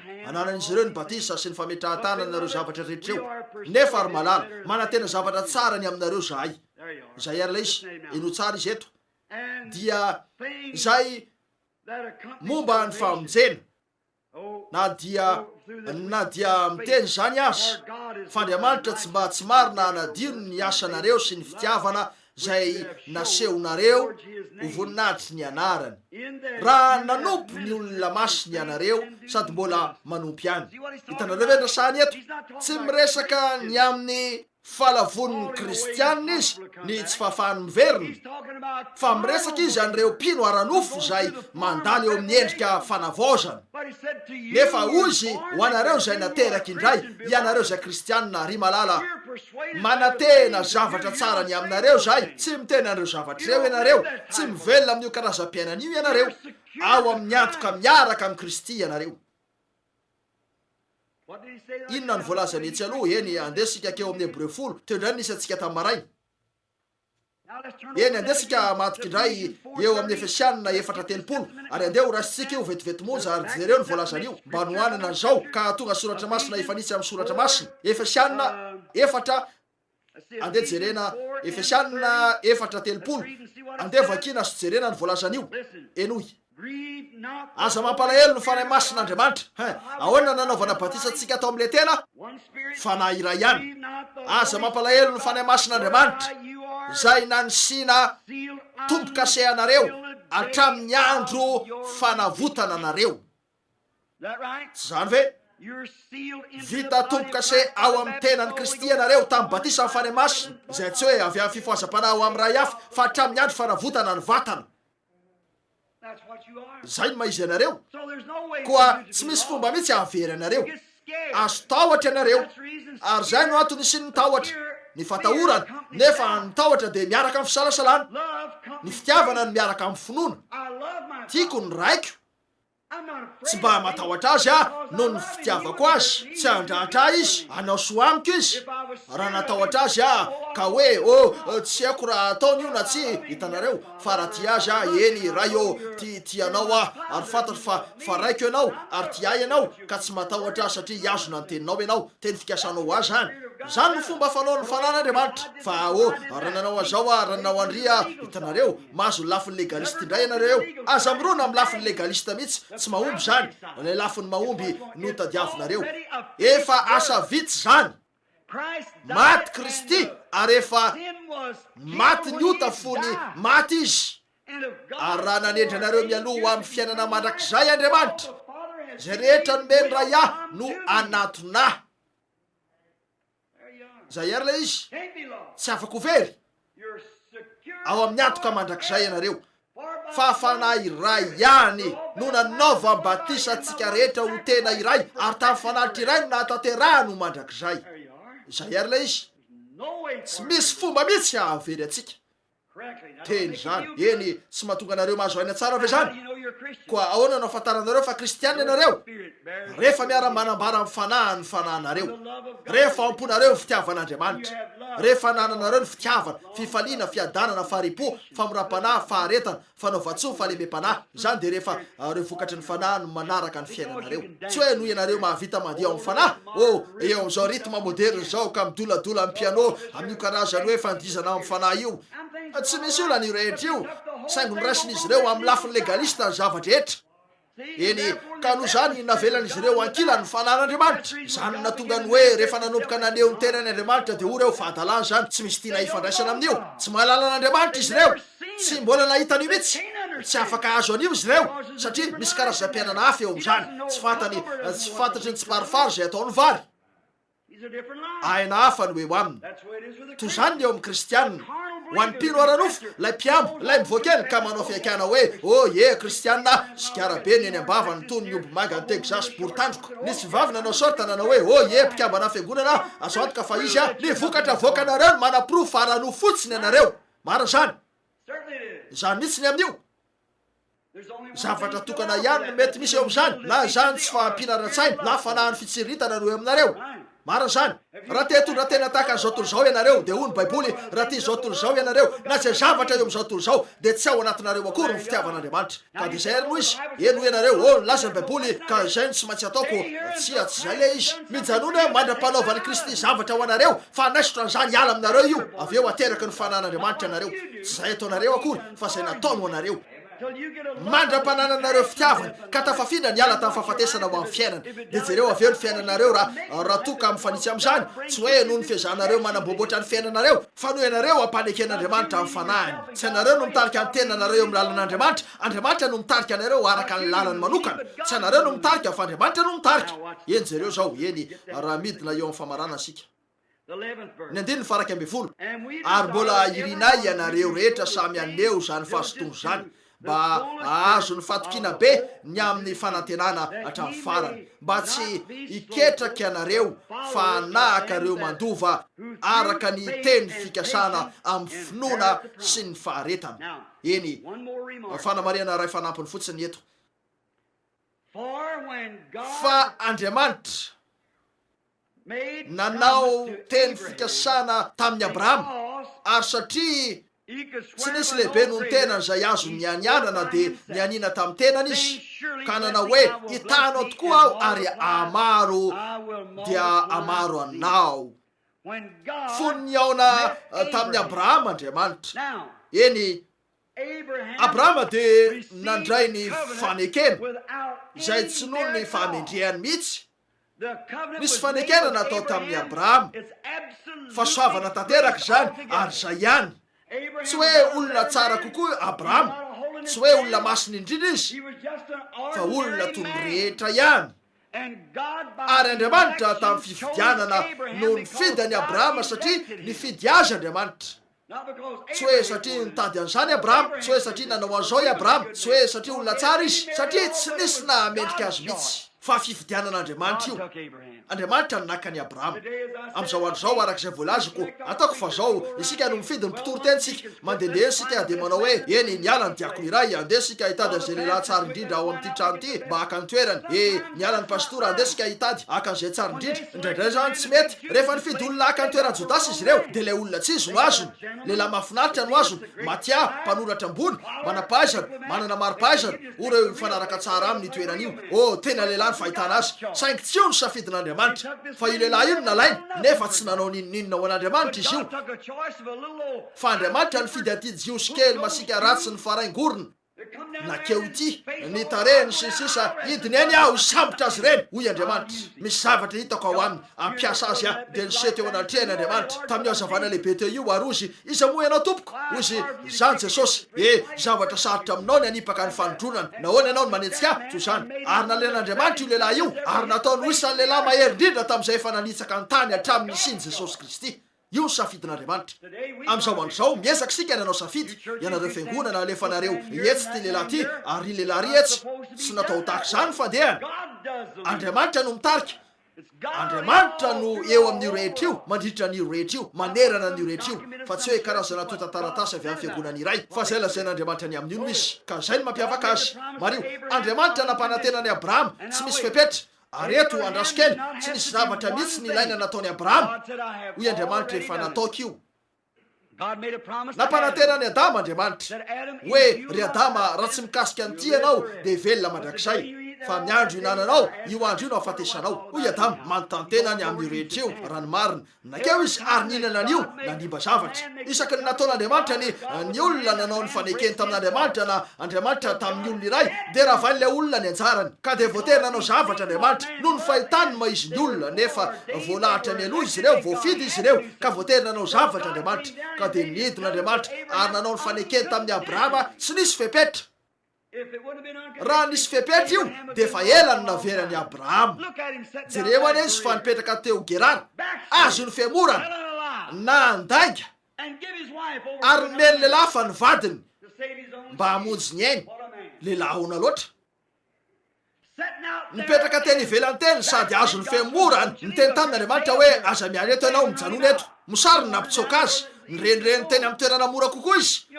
Fantatrareo ny mahasony olona iray rehefa mizotra amin'ny lalany famorana. Nirenireny teny izy teny ambany teny izay nisy hay maitso tsara, ary rehefa nidina teny izy nambarany tamin'ny mpanjaka io fa hanabavy ny vadiny mba hamonjy ny tenany ihany. Eny laingy zany. Koa dia lehilahy ray izay aka ny vadiny ka hanome azy ho an'ny lehilahy hafa mba hamonjy ny tenany. Zany na izy azy mipetraka teny ivelany teny tao amin'ilay kely, azo ny fiamorana, nandainga, tsy tompo ny tena ntsony, tena tafasaraka tamin'ny teny fikasana sy sisa, nefa dia mbola mpaminan'Andriamanitra foana io. Ary teo Abimeleka, lehilahy tsara, lehilahy masina, zany mihitsy nivavaka izy io isakariva, nahitan'io vavianitra io izy 100 taona nidina teo, niverina ao tsara taresy tanora indray. Ozy ity ilay tovovavy nandrasako, akazo vaty fotsiny ary i Abrahama azonao alaina izy anabavika io, ozy anadahaka io. Koa dia netiny tany izy ary nasainy nisy vehivavy nanadio azy tanteraka ary nampitafy azy akanjo tsara tare, dia nanamboatra azy tsara toy ny andriambavy. Dia nanonona ny vavany izy, nitsilany teo am-pandriana, dia nampiakatra tsara ny tongony ary ozy rapitso a dia aka nisy zavavy hebreo tsara tare io ny anabavy lay zalahy etsy. Afinaritra be io, tompo fantatra ny fitiavako anao, zany mihitsy mahafinaritra. Ary Andriamanitra efa namany olona maty ianao. Azafady. Eny mipetraka teny Abrahama, nandainga, azo ny fiamorana. Ary teo io lehilahy io, lehilahy matoky sy marina ary mahitsy. ozy tompo fantatrao ny fahatsorany foko. Tsy izy va no laza tamiko fa anabavina izy ozy fantatro ny fahatsorany fonao. Zany no antony arovako anao tsy aloha tamiko. Marina zany, fantatro ny fahatsorany fonao, fa raha lehilahy vadiny de mpaminaniko. Alleloia. Raha tsy fahasoavana io de inona? Azo ny fiamorana izy, nandainga petraka ty ivelany nefa mbola mpaminaniko any. Mitondra fanaty armadiany eo aminy de avereny ny vadiny, raha tsy zany de lehilahy maty ianao. Tsy hainy ny vavaka ao intsony a. Aoka izy no hivavaka ao anao. Amen. Zay ary la izy mpaminaniko io. Eny, hoy ianareo, iriko ara mba ho Abrahama. Raha maty ao amin'ny Kristy isika de taranaka Abrahama ary mpandova araka ny teny fikasana. Eny, zay ny voalaza amin'ny Baiboly. Tianareo vakina ve zany? Lazany Baiboly hoe ny teny fikasana de tsy ho an'ny Abrahama ihany sy ireo taranany tahaka anareo. Abrahama de nanana taranaka maro, zany mihitsy zanaka maro. Ismaela de zanany nananjanaka 7 na 8 izy taorina afatesany Sara tamin'ny hafa Ketora. Nefa jereo, anankiray ihany ny taranaka nampanantenainy de Isaka zany. Ary tamin'ny alalan'ny Isaka no ihavian'ny Kristy, tamin'ny alalan'ny Kristy no ihaviantsika. Lay teny fikasana de tsy misy fepetra. Eny, ahoana ny amin'ny Abrahama? Eny, tokony efa ho vitany aminy hoe tsy hainy atao mihitsy ny veriny indray. Zany mihitsy, tsy ho hain'ny Saoly natao mihitsy no tafaveriny indray. Raha izany ka tsy maintsy zay ny fomba makinareo soratra masina. Hitanareo, saingy tsy zay io. Ny teny fikasan'Andriamanitra de maritra mandrakizay. Andesika maketo vetivety.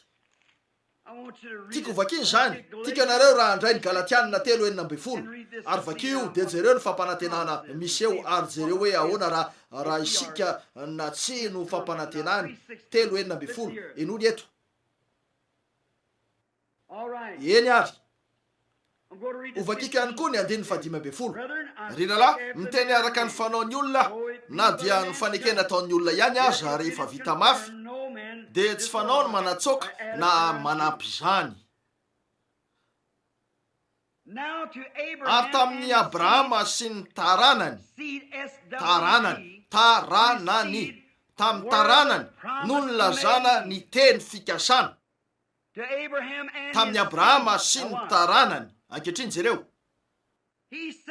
tsy lazainy hoe ary ho an'ny taranaka be de be toy ny milaza ny maro, fa toy ny anankiray ary ho an'ny taranakao de Kristy zany. Koa Kristy teo no taranaki Abrahama, nefa maty tao amin'ny Kristy isika sady natao batisa tao amin'ny tenany, ka isika ny taranaki Abrahama ary mpandova ny teny fikasana. Ka ahoana ny amin'io? Ahoana ny mety hafanareo lavo analavitra? Raha nampanantenanareo Andriamanitra, ahoana ny mety hafanareo azo ny fiamorana ary sitaka lavitra ka voatery ho any amin'ny elo zany? Koa hoy ianareo, eny mety azo ny fiamorana va sika? Zany mihitsy. Nefa rehefa miemitra anareo dia andray ny valiny zany. Asa manahy, nandray ny valiny Abrahama, nandray ny valiny hafa rehetra ary andray ny valiny anareo. Asa iverina hoe manome anareo zony anotsy zany, sanatria zany alohanareo avokoa zay rehetra ataonareo. Ijinja zay afafinareo ianareo. Otakely no ataonareo fa feno barika no jinjainareo. Marina zany. Nefa rahalahy, tsy midika akory zany hoe overy ianareo. Tena marina zany. Nojinjainy Abrahama mihitsy ny zavatra nafafiny. Marina zany. Saingy mbola voavonjy foana izy. Le fanekena nataon'Andriamanitra tamin'ny Israely, ny lovany no very teo aminy. Lay tany nampanantenana no very teo aminy ka nidina tany Egypte izy ireo, saingy tsy very ny fanekena. Hoy Andriamanitra, tsaroko ny fampanantenako tamin'ny Abrahama. Tsaroko ka nidina aho hanafaka ny oloko. Nidina eny anao ry Mosesy ary ambarao amin'ny Farao fa hoy avelao ny oloko andeha. Tsaroko fa nampanantena tamin'ny Abrahama sy ny taranany aho. Toy zany ihany koa ny eo amintsika. Koa raha maty ianareo ary miafina ao amin'Andriamanitra ny fiainanareo amin'ny alalan'i Kristy de tsy misy ninninona mihitsy afaka hikasika anareo. Eny, mety mandeha eny ianareo ka manao ny tsy mety, fa raha tena zanak'Andriamanitra marina ianareo ka hitanareo fa nisy fahadisoana nataonareo de hiarina ianareo ary anandrana indray. Marina zany, fa tsy toetra mitsika eo.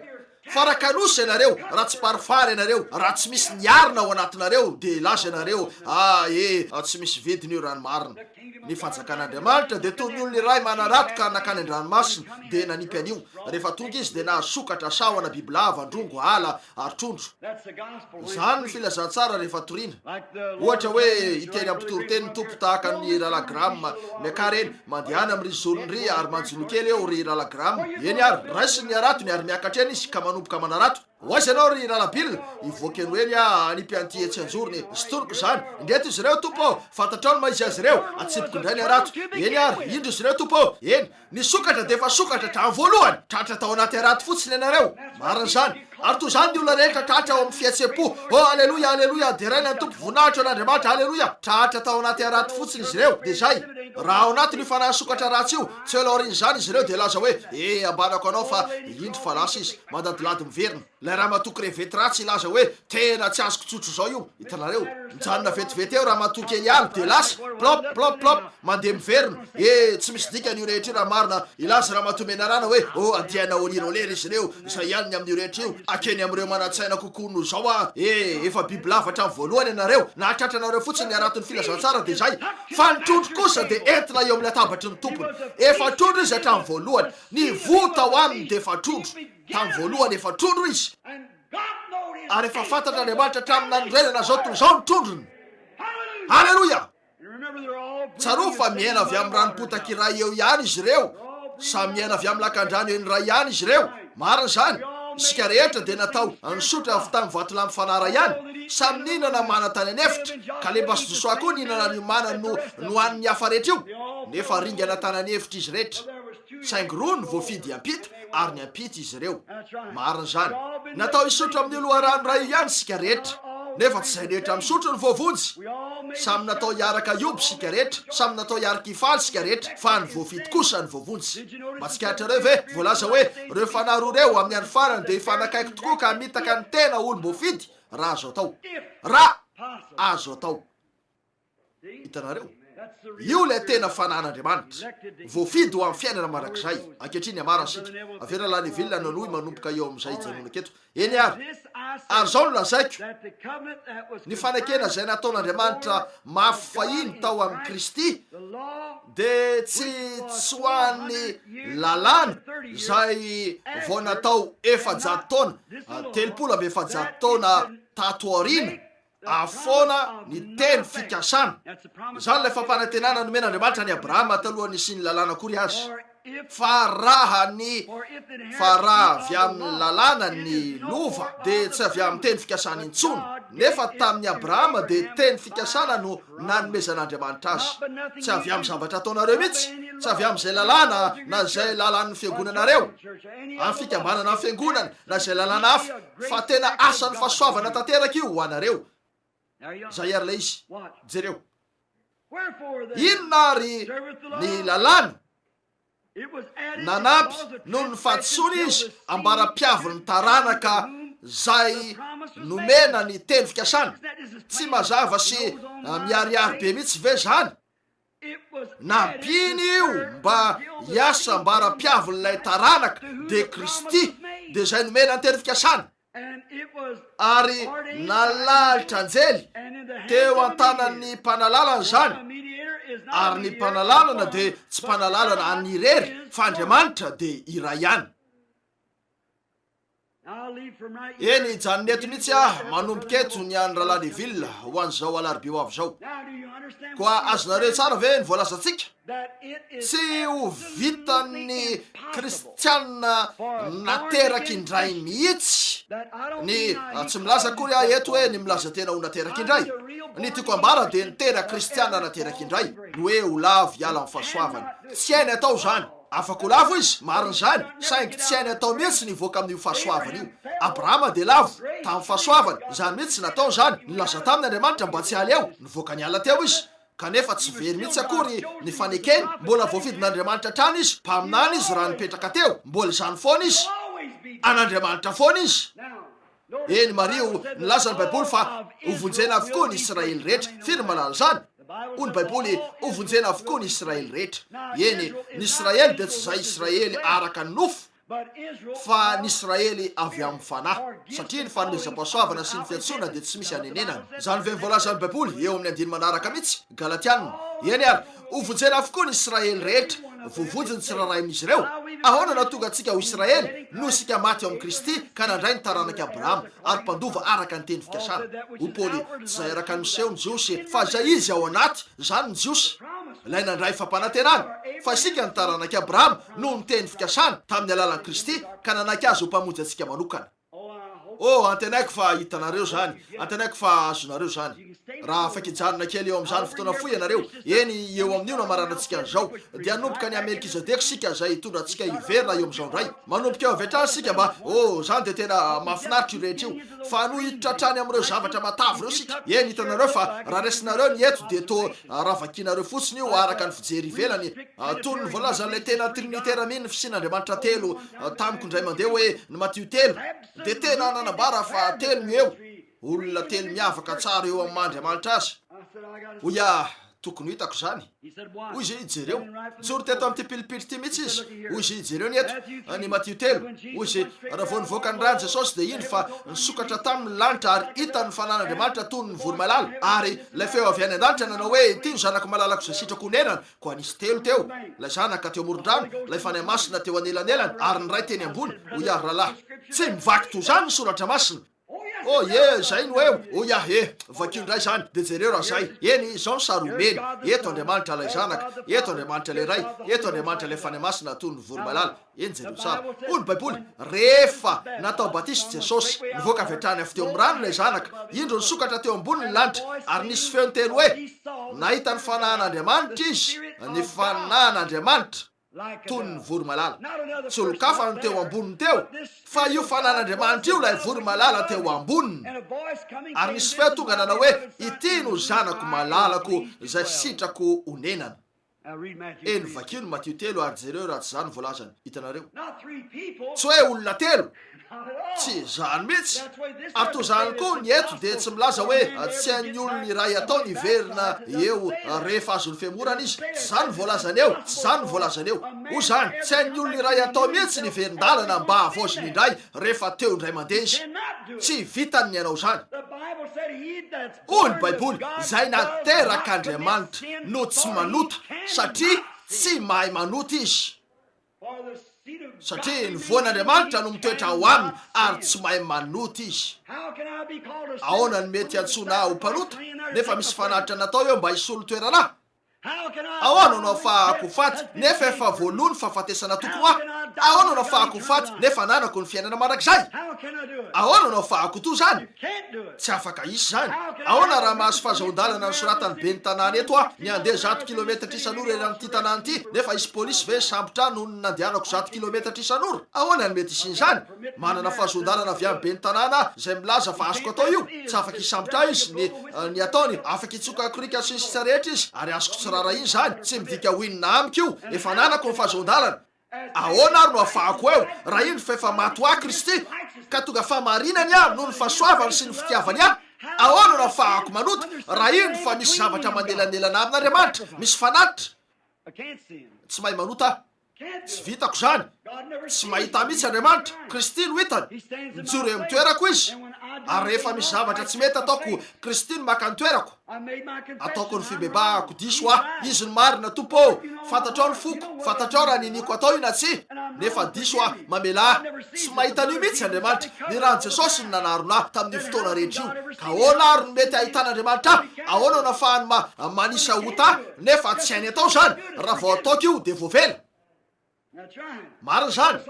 Mitovy ihany amin'ny fakana fandrarahan-javatra kely toy zao, fandrarana fanafody amin'ny maso, dia fenona ranomanitra zany ary azonina avy amboniny siny misy fanalana tasy. Ary elefa mitete ao zany, dia zao ary ny ahitany io indray, mivadika tsotro zao eo amin'ilay fanalana tasy io. Lasa fanalana tasy ilay ranomaity. Ary toy zany koa ny fahotanareo ny bebahana raha ao amin'ny Kristy ianareo. Eo anelanelanareo sy Andriamanitra dia misy siny feno fanalana tasy. Ary ny fahotanareo dia tonga fahamarinana satria misy fanatitra marina efa miandry anareo eo. Rehefa ho tonga eo amin'ny renirano aho, eo amin'ny fiafaran'ny androko,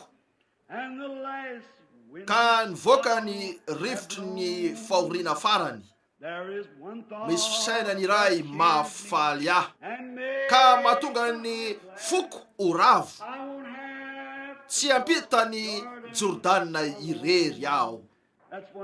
Zavatra tsara zany, zavatra tsara zany. Tsy voatery ny ampitany io aho ka andray andro any idina eo amin'ny fiafarany disika andahy tsy hamiratra ny masoandro de hiatso Andriamanitra. Anitsy tanany Adama ka iarahaba ny Eva anao hoe ry malala idila izy fotoana ifoazana zao. Anitsy tanany Eva ary azona ny Abela anao hoe mivoary malala fotoana ifoazana zao. Abela iazona ny Seta ary Seta iazona Noa, Noa iazona ny midina ihany, midina hatreo amin'ny Abraham de midina ihany arakaraky ny voany izy ireo. Izy fanetsena sy fifoazana lehibe ao rehefa avy ilay zanak'Andriamanitra. Itovy endrika aminy sika amin'izany andro zany. Eny raha manoty ianareo eto dia andony amin'izany. Laiko ny tonga ato an-tsaiko foana zao ka tsy maintsy ambarako fotsiny zany niezaka nampanginan'io ny 4 na 5 tsy maintsy lazaiko zany. Firy ny mahatsara an'ity rahalahy pastory ty zay bakao amin'ny Église de Dieu rahalahy etsy misy azy izy moa ny anarany niasa tao amin'ny Vorgang tetsy izy. Ianareo rehetra alay Église de Dieu nisokatra voalohany tetsy Anjorondalana na fanao ny nivarotra ny vokatry Raolay tamin'ny siny crise. Tena lehilahy mendrika sy masina izy io. Rahalahy Smith no nisola azy etsy. Anonona ny anarany afaka minitra vitsy. Lehilahy nivozen'Andriamanitra izy io. Tsaro fa ratsy manaiky fanitsiny ianareo ka manao ny tsy mety nefa kristianina dia ampitandrina anareo Andriamanitra. Raha tsy rarahinareo ny fampitandremana dia analanareo vetrany eto tany fotsiny izy. Zany ny zavatra nataony. Tsaronareo ve ny ao amin'ny Baiboly? Jereo io fiangonana tao Korinty io. Nambarany azy na izy azy ireo nitoetrany izy ireo ao amin'ny Kristy fa nampitandrina azy ireo izy ny amin'izay hitranga dia nanitsy ny tenany izy ireo nifanitsy tamin'Andriamanitra. Ary io rahalahy kely io rahalahy kely mahafinaritra ataoko fa lehilahy vojen'Andriamanitra izy io.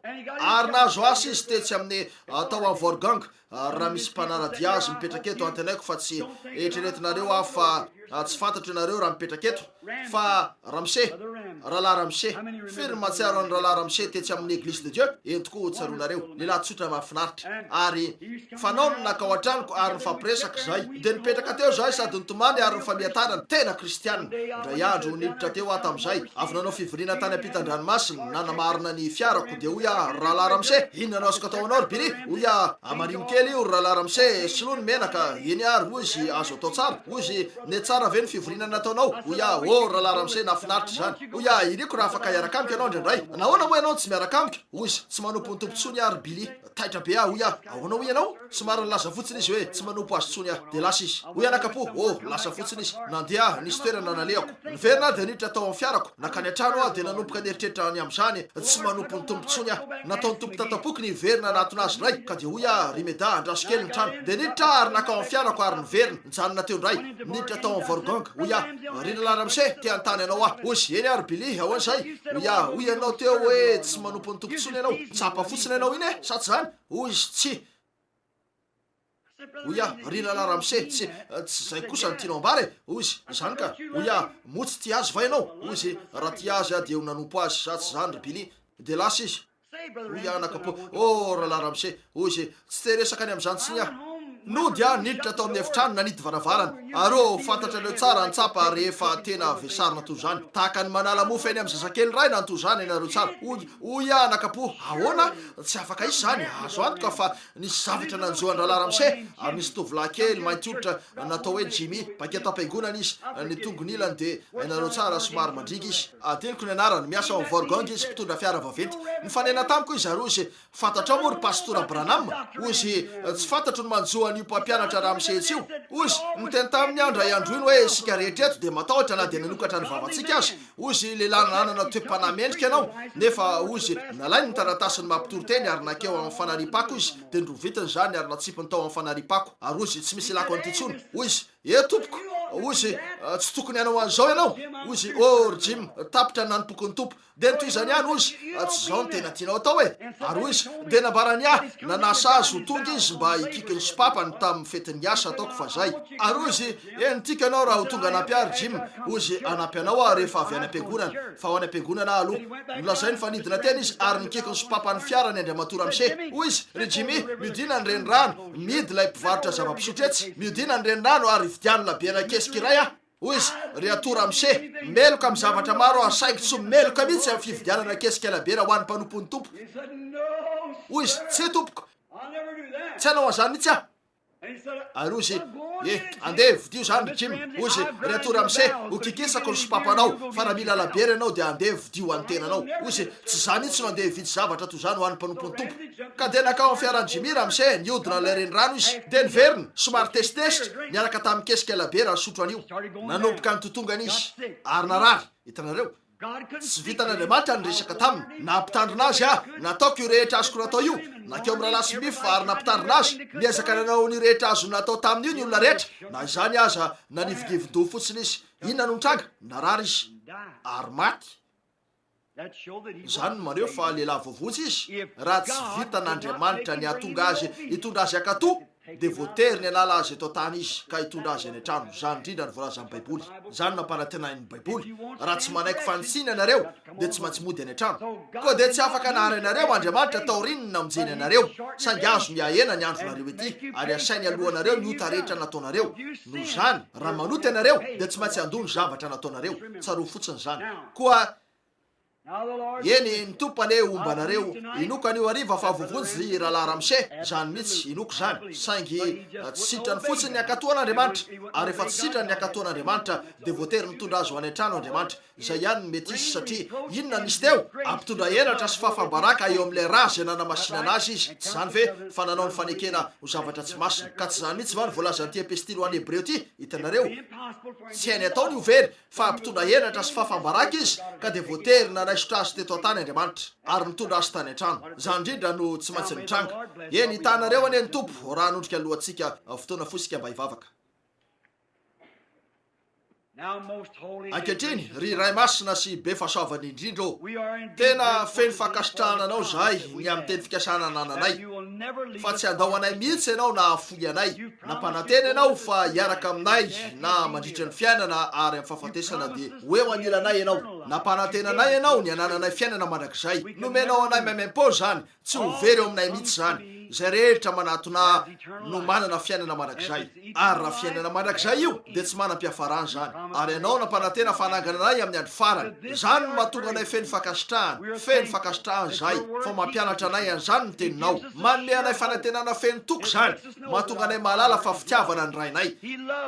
Tianay izy ary nifidy anay. Hoy ianao tsy anareo no nifidy ahy fa zah no nifidy anareo sy nanendry anareo. Ka misaotra anao raha eo fa nataonao zany. Ary maro no mipetraka eto zao arivo zao dia ireo izay voalahatra ho amin'ny fiainana mandrakizay ka nandray an'i Jesosy Kristy toy ny mpamonjy azy manokana. Ary ny vokatry ny fanahy no manaraka ny fiainany. Mora fanahy, malemy fanahy, manitry tena, manam-pitiavana, fifaliana, fiadanana, faharipo, fanaovan-tsoa.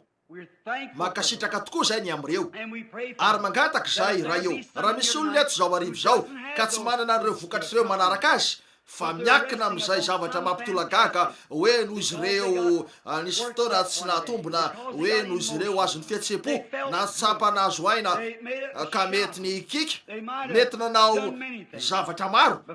Nefa raha eo raha tsy eo amin'izy ireo ny vokatry ny fanahy izay mitahiry azy isan'andro ho amin'ny fitiavana hatrany ka mamela ny fahavalony, manitsy ny fahatosony ary miaina ampiadanana sy amin'ny mpitiavana ka mora sy tsara fanahy amin'ny hafa sady feno zotom-po ho an'ny fiangonana, tian'ny Kristy sy ho an'ny zanany. Ry Andriamanitra mandrakizay eo mamela azy ireo. Na dia mpikambana amin'ny fiangonana azy izy ireo, mpikambana amin'ilay vatany eto an-tany, aoka izy ireo andeha ankehitriny ka amelan-kilany an'ireo asa ranofo sy maty ireo ary anezaka androso ho amin'ny tanteraka. Ekeo zany tompo, anatona an'ilay tanteraka ane izy ireo ka ndray azy ho toy ny fanavotana noho ny otany mba ahafahany ijoreo toy ny fanatitra tanteraka ho an'izay lehilahy meloka sy zay vehivavy meloka ary anome azy ireo ny fahasoavany ny amin'ny fitiavany sy ny fiadanana mandrapahatongany ao amin'ny fanatrehan'Andriamanitra mba hivelona mandrakizay. Ekeo zany raha eo. Raha mbola miondrika alohantsika raha misy toy zany eto ka tian'olo an'io fiainana aranofo feno fitandremana io, ny amin'ny batisa ireo fihetsepo, ny amin'ny zavatra kely aranofo toy zany ho amin'ny fo tena feno fitiavana marina ka ahafahanareo akeo amin'izay tena fahavalo tsy tianareo dia mihina azy amin'ny tananareo ary ianao hoe ry lalahy ivavaka ho anao tianao raha ho tianareo ny anakalo any fahatsapana ny am'ireo zavatra aranofio ho amin'ny tena fahatsapana ny amin'ny fitiavana sitrakareo ve ny anangarana tananareo amin'andriamanitra ka na hoe andriamanitra raiso azy ao arivo zao ary atao voaraka izay tokony ho maizy ivavaka ho anareo avy eto amin'ny pilipitra misy maniry vavaka ve atsangano ny tananareo andriamanitra hitanao etsorina ramse andriamanitra hitanao ry lalahy misy olo-kafa andriamanitra hitanao ramse efa mataonany maro any tato am-piangonana andriamanitra hitanao ramse andriamanitra hitanao etsy ry lalahy andriamanitra hitanao etsorina ramatokely angatahako amin'andriamanitra ny ananako fiadanana ianareo ve misafoka ve nareo tesitesitra ve nareo misalasala ve nareo tsy matombona ve nareo matantena ve nareo hoe izy marina ve sao satsia rehefa manatona ny Kristy ve nareo dia tonga amin'ny antoka feno amin'ny fofeny fitiavana manatona azy tsy amitahotra ve nareo ka manao hoe fantatro fa raiko izy dia tsy misy fanamelohana eo tafafindra ny ala tamin'ny fahafatesana ho amin'ny fiainana nareo fantatrareo zany ary tsikatrareo ny fiainanareo manam-pitiavana ianareo mamela eloko malemy fanahy feno fiadanana mora fanahy reo vokatry ny fanahy rehetrareo no manaraka ny fiainanareo isan'andro ary raha vao misy zavatra tsy mety ataonareo ola raha vao tonga ao an-tsainareo zany nanao tsy mety ianao aisinareo fangany zany eo aza miandro minitra hafa mandehana eo avy hatrany ary itsio zany raha tsy zany no ataonareo eny tsy ao aminareo ny fanahin'i Kristy mety ho vehivavy tsara ianareo mety ho lehilahy tsara mety hanana ny toeranareo ato am-piangonana mety hanana ny toeranareo eo amin'ny fiarahamonina saingy nandroso ho amin'ny fahatanterahana io ve nareo eo amin'ny toerana zay atokinareo tanteraka ny Kristy io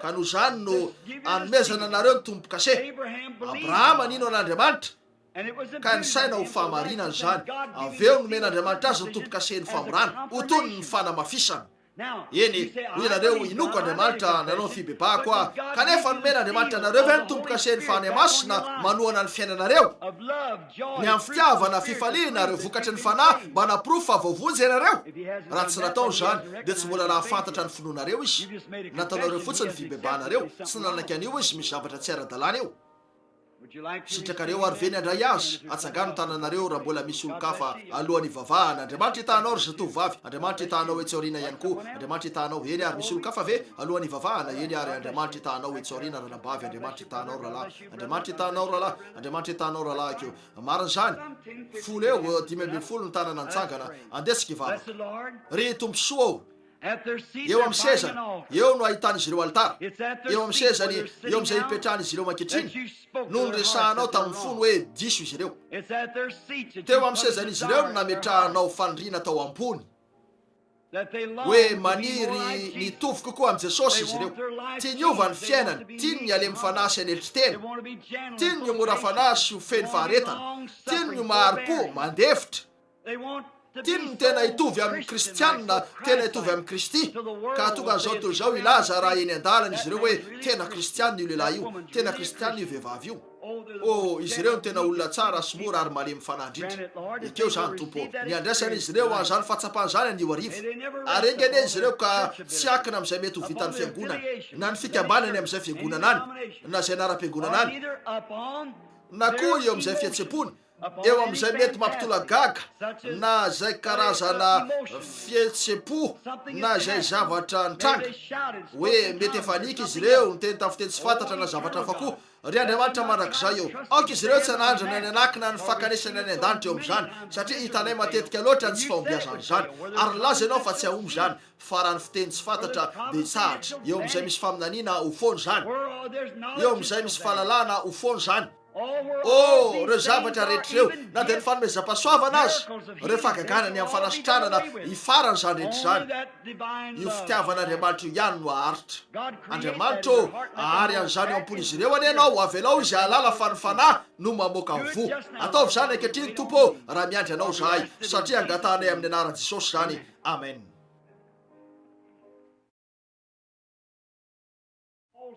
vanganafina nitsidina ary ny fahitana domoina nivezivezy eran-trano ny fahitana ny Kristy tonga eo miaraka amin'ny tsilo eo an-tanany ary ny fantatra reo ve fa zavatra mboamboariny antikristy zany ozy rehefa miandony fisindra zavatra reo dia miandrandra manakaiky ny fanavotana anareo zany no antony itiavako anokana ny minitra rehetra azoko atao ho an'ny fiangonana ka mafiorina anareo mety tsy araka amintsika foana raha Neville inoko fa raha Neville dia mpampianatra filazantsara miorina tsara tsy fantatsika izay mety isokosoky eto amin'ity pilipitry ity ka rehefa tonga eto zany miondroko mahalala ny feoko mijanona amin'ity teny ity aza miala mihitsy amin'ity teny ity mijanona tsara eo amin'izany tomoera tsara eo amin'ny fahafahana izay nanafahany kristianareo aza mety ho azony reny zioga ny fahandevozana rehetra reny sy ny sisy miorena tsara ary aoko ho afaka hitanareo any Andriamanitra tsy misy tokony hatahorantsika mihitsy eto amin'izao tontolo izao manontany tena foana ianareo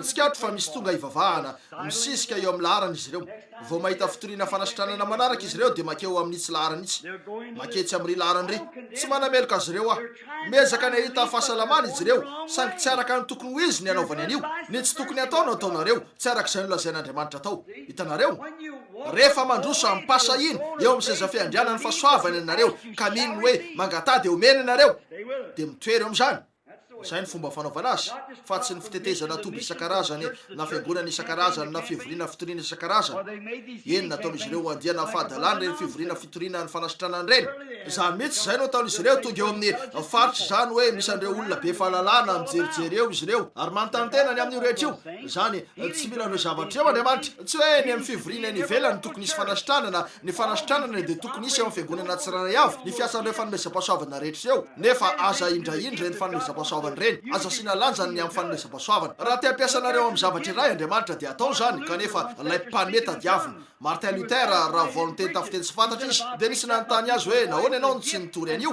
dia ozy raha nitory an'io dia katsaka ny fanomezam-pahasoavana ny mpiniko raha tokony hoe ilay mpanome marina zany mody indray mandeha teo ampitoriana raha nanomboka rehefa nitory izy ka teo ambany tsindrimandry loatra dia niteny tafiteny tsy fantatra hoy izy Andriamanitra mamindrafo amiko fa tafiteniteny fahadalana zany mihitsy hitanareo fa nananan'izy ireo reny zavatra reny inotsika ireo zavatra ireo kanefa tsy maintsy apetraka eo amin'ny toerana ary tsy tokony ho rasina ho toy ny profo mihitsy zany tsy misy zavatra navela ao amin'ny baiboly ho profo ny fananana ny fanahy masina afa-tsy ireo vokatry ny fanahy mitadiava toerakafa izay nilazany Jesosy an'izany eny tompoko ny profo ny fananana ny fanahy masina dia ny vokatra voaka ny fanahanareo nilazany Jesosy nivony ny ahafantaranareo azy ary ny vokatry ny fanahy dia fitiavana fifaliana fiadanana faharipo fanaovatsoa fiadanana famoram-panahy fahalemem-panahy fa ny vokatry ny fahavalo dia fandrafiana fankahalana lolopo fifandirana sy ny sisa vokatry ny fahavalo zany koa afaka tsara amin'ilay fomba fiainanareo ianareo eo amin'izay misy anareo manoloana n'Andriamanitra raha latsa-pity amin'ny fonareo rehetra ka sady azo no mora fanahy ary miarabe lamina isan'andro dia fantatrareo eo fa tafafindra ny ala tafafatesana ho amin'ny fiainana ianareo raha tsy eo zany ka ilay lafinila no misy anareo dia makatahaka ny kristianina fotsiny ianareo marina zany nefa ny fakatahaka ranofo rehetra dia iarihary fantatsika zany koa aza mivelona amin'izany karazam-piainana zany tsy ilainareo ny toy zany nahoana ianareo no anaiky solona nefa ny lanitra rehetra ao ambony dia feno fahatsarana sy tena zavatra zany mihitsy aoka andrain'Andriamanitra izay no tadiaviko amen ankehitriny nisy olona tonga mba hivavahana ve raha zany dia atsangano tananareo nanao fivoriana fanasitrana sika tamin'ny maraina everiko ary fa ry ramatoetsy ry eny ary ranabavy sitraka ao ary ve ny anatony ety aloha fandralantsika izay olona etona no tonga eto mba hanositra azy mamrata amiko oh mamrata amiko tompo mamrata amiko aoko lay azavana aveny amin'ny fitiliana amiratra eo amiko tsy mahafinaritra va izy andesika hanondrika alohantsika fotsiny eto tena amin'ny fahatonina ary mamrata amiko averina zany eny tongava ankehitriny izay rehetra ka mamrata dia nao amin'ny fonareo fotsiny izy ankehitriny eny ataovy amin'ny fahatonina atao ny fivoriana fanasitranana tapitra ny afatra andesika itera aoka lay azavana aveny amin'ny fitiliana amiratra eo amiko oh mamrata amiko tompo mamrata amiko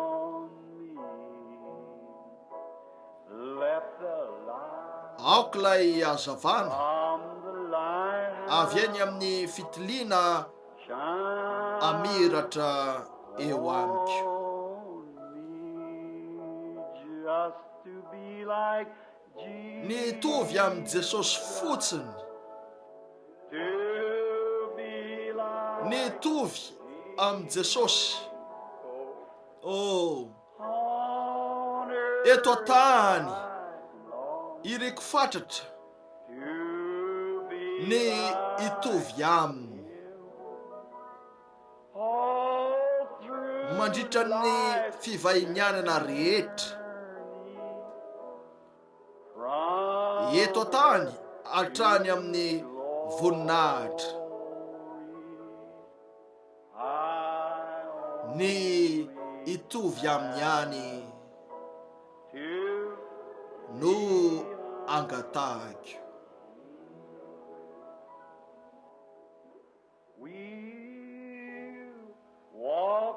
Andeha eo amin'ny hazavana sika, hazavana tena mahafinaritra. Tongava eo amin'izay misy ny andon'indrafo mazava, mamiratra manodidina antsika na andro na alina. Jesosy izy no hazavana ho an'izao tontolo izao. Aoka ambaranareo olo-masiny hazavana rehetra fa Jesosy izy no hazavana ho an'izao tontolo izao. Dia aneno ireo lakilosiny lanitra. Jesosy izy no hazavana ho an'ny ekeo zahay Tompo raha iny famoderanao. Andeha eo amin'ny hazavana sika, hazavana tena mahafinaritra. Tongava eo amin'izay misy ny andon'ny indrafo mazava, mamiratra manodidina antsika na andro na alina. Jesosy izy no hazavana ho an'izao tontolo izao. Tsy tianareo tsotro izao ve zao fanesorana ny loto izao? Mahazo aina ve nareo? Atsangano ny tananareo ambarao. Misy zavatra ao amin'reto hira-pivavahana fanao fahiny reto, feokira fanao fahiny, aleo kokoa zany toy izay reny hira-pivavahana vaovao ataon'izao tontolo izao rehetra reny ka ao amin'ny fiangonana kristianina. Ilay nisy fahiny tiako zany. Jesosy io azony eo anilany ny azo fijaliana aho. Ola,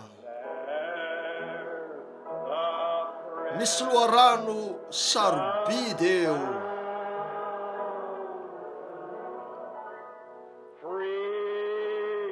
Mamempona ho an'ny rehetra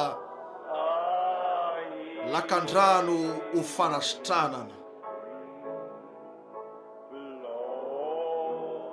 Mikorina avy amin'ny loharano teo Kalvari.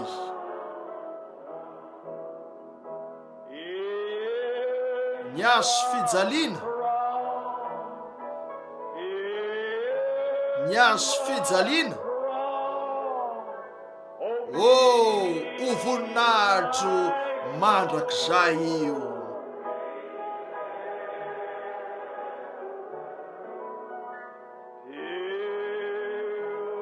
Mandra-pahitan'ny fanahiky io akariny,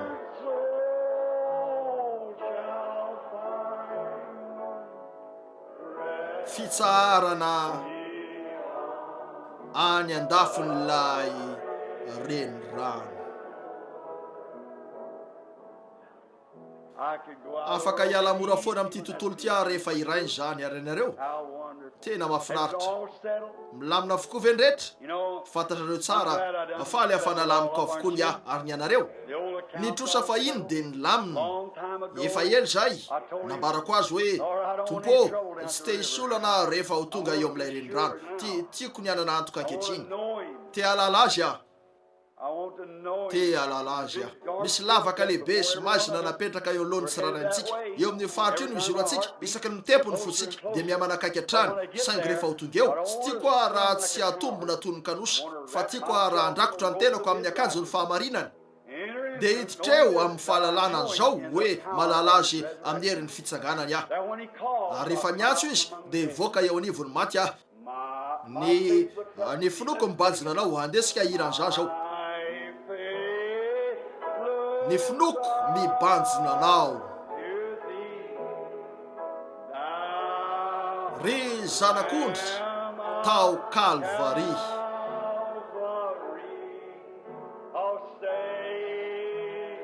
mpamonjy soa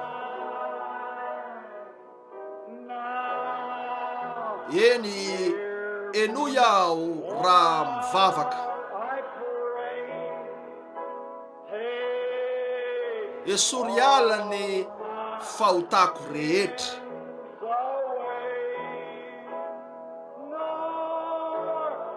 aza vela mitsy aho isitaka analavitra anao eny ry mpampianatra lehibe o arak'izay nampianarinao anay eo amin'ny teninao mahafinaritra indrindra dia mangoritsyna tsotro zao ny fonay noho ny fahasoavana ho amin'ny fampakarany raha malala fa tafafindra ny ala tamin'ny fahafatesana ho amin'ny fiainana zay zany rehetra zany dia noho ny hatsara-pony Jesosy tomponay zay niatso anay ary nanasa anay tamin'ny rany ka naneo anay teo alohany sisa fiandrianan'Andriamanitra ho tsy manantsiny tsy misy petina satria nalainy ny fahotanay tsy misy ota eo aminay nataon'Andriamanitra niatra tamin'ny avokoa ny elokay rehetra ary noratrainy izy noho ny fahadisoanay toy inona ny tiavana azy ilay zanak'ondron'Andriamanitra lehibe ary mivavaka izahay raha eo ny anomezanao anay fahafahana miteny maneho hevitra mba hahafahanay miteny amin'ny hafa mba hahafahan'izy ireo ahalala azy ihany koa sy ho tia azy satria tia azy ireo izy omeo anay io fahasoavana io ary misaotra anao raha eo ny amin'reto zazakely voateraka ao amin'ny fanjakan'Andriamanitra reto ahita fiangonana tsara leny any izy ireo anoany ary eo no anompony anao mandra-panafany fahafatesana azy amin'izao vatana ratsy efa simba sy lo zao ka aneo azy ireo eo anatriany tsy manatsiny tsy misy petina amin'ilay taona ny oriana miaraka amin'ny fiainana mandrakizay satria angatanay amin'ny anaran'izany amen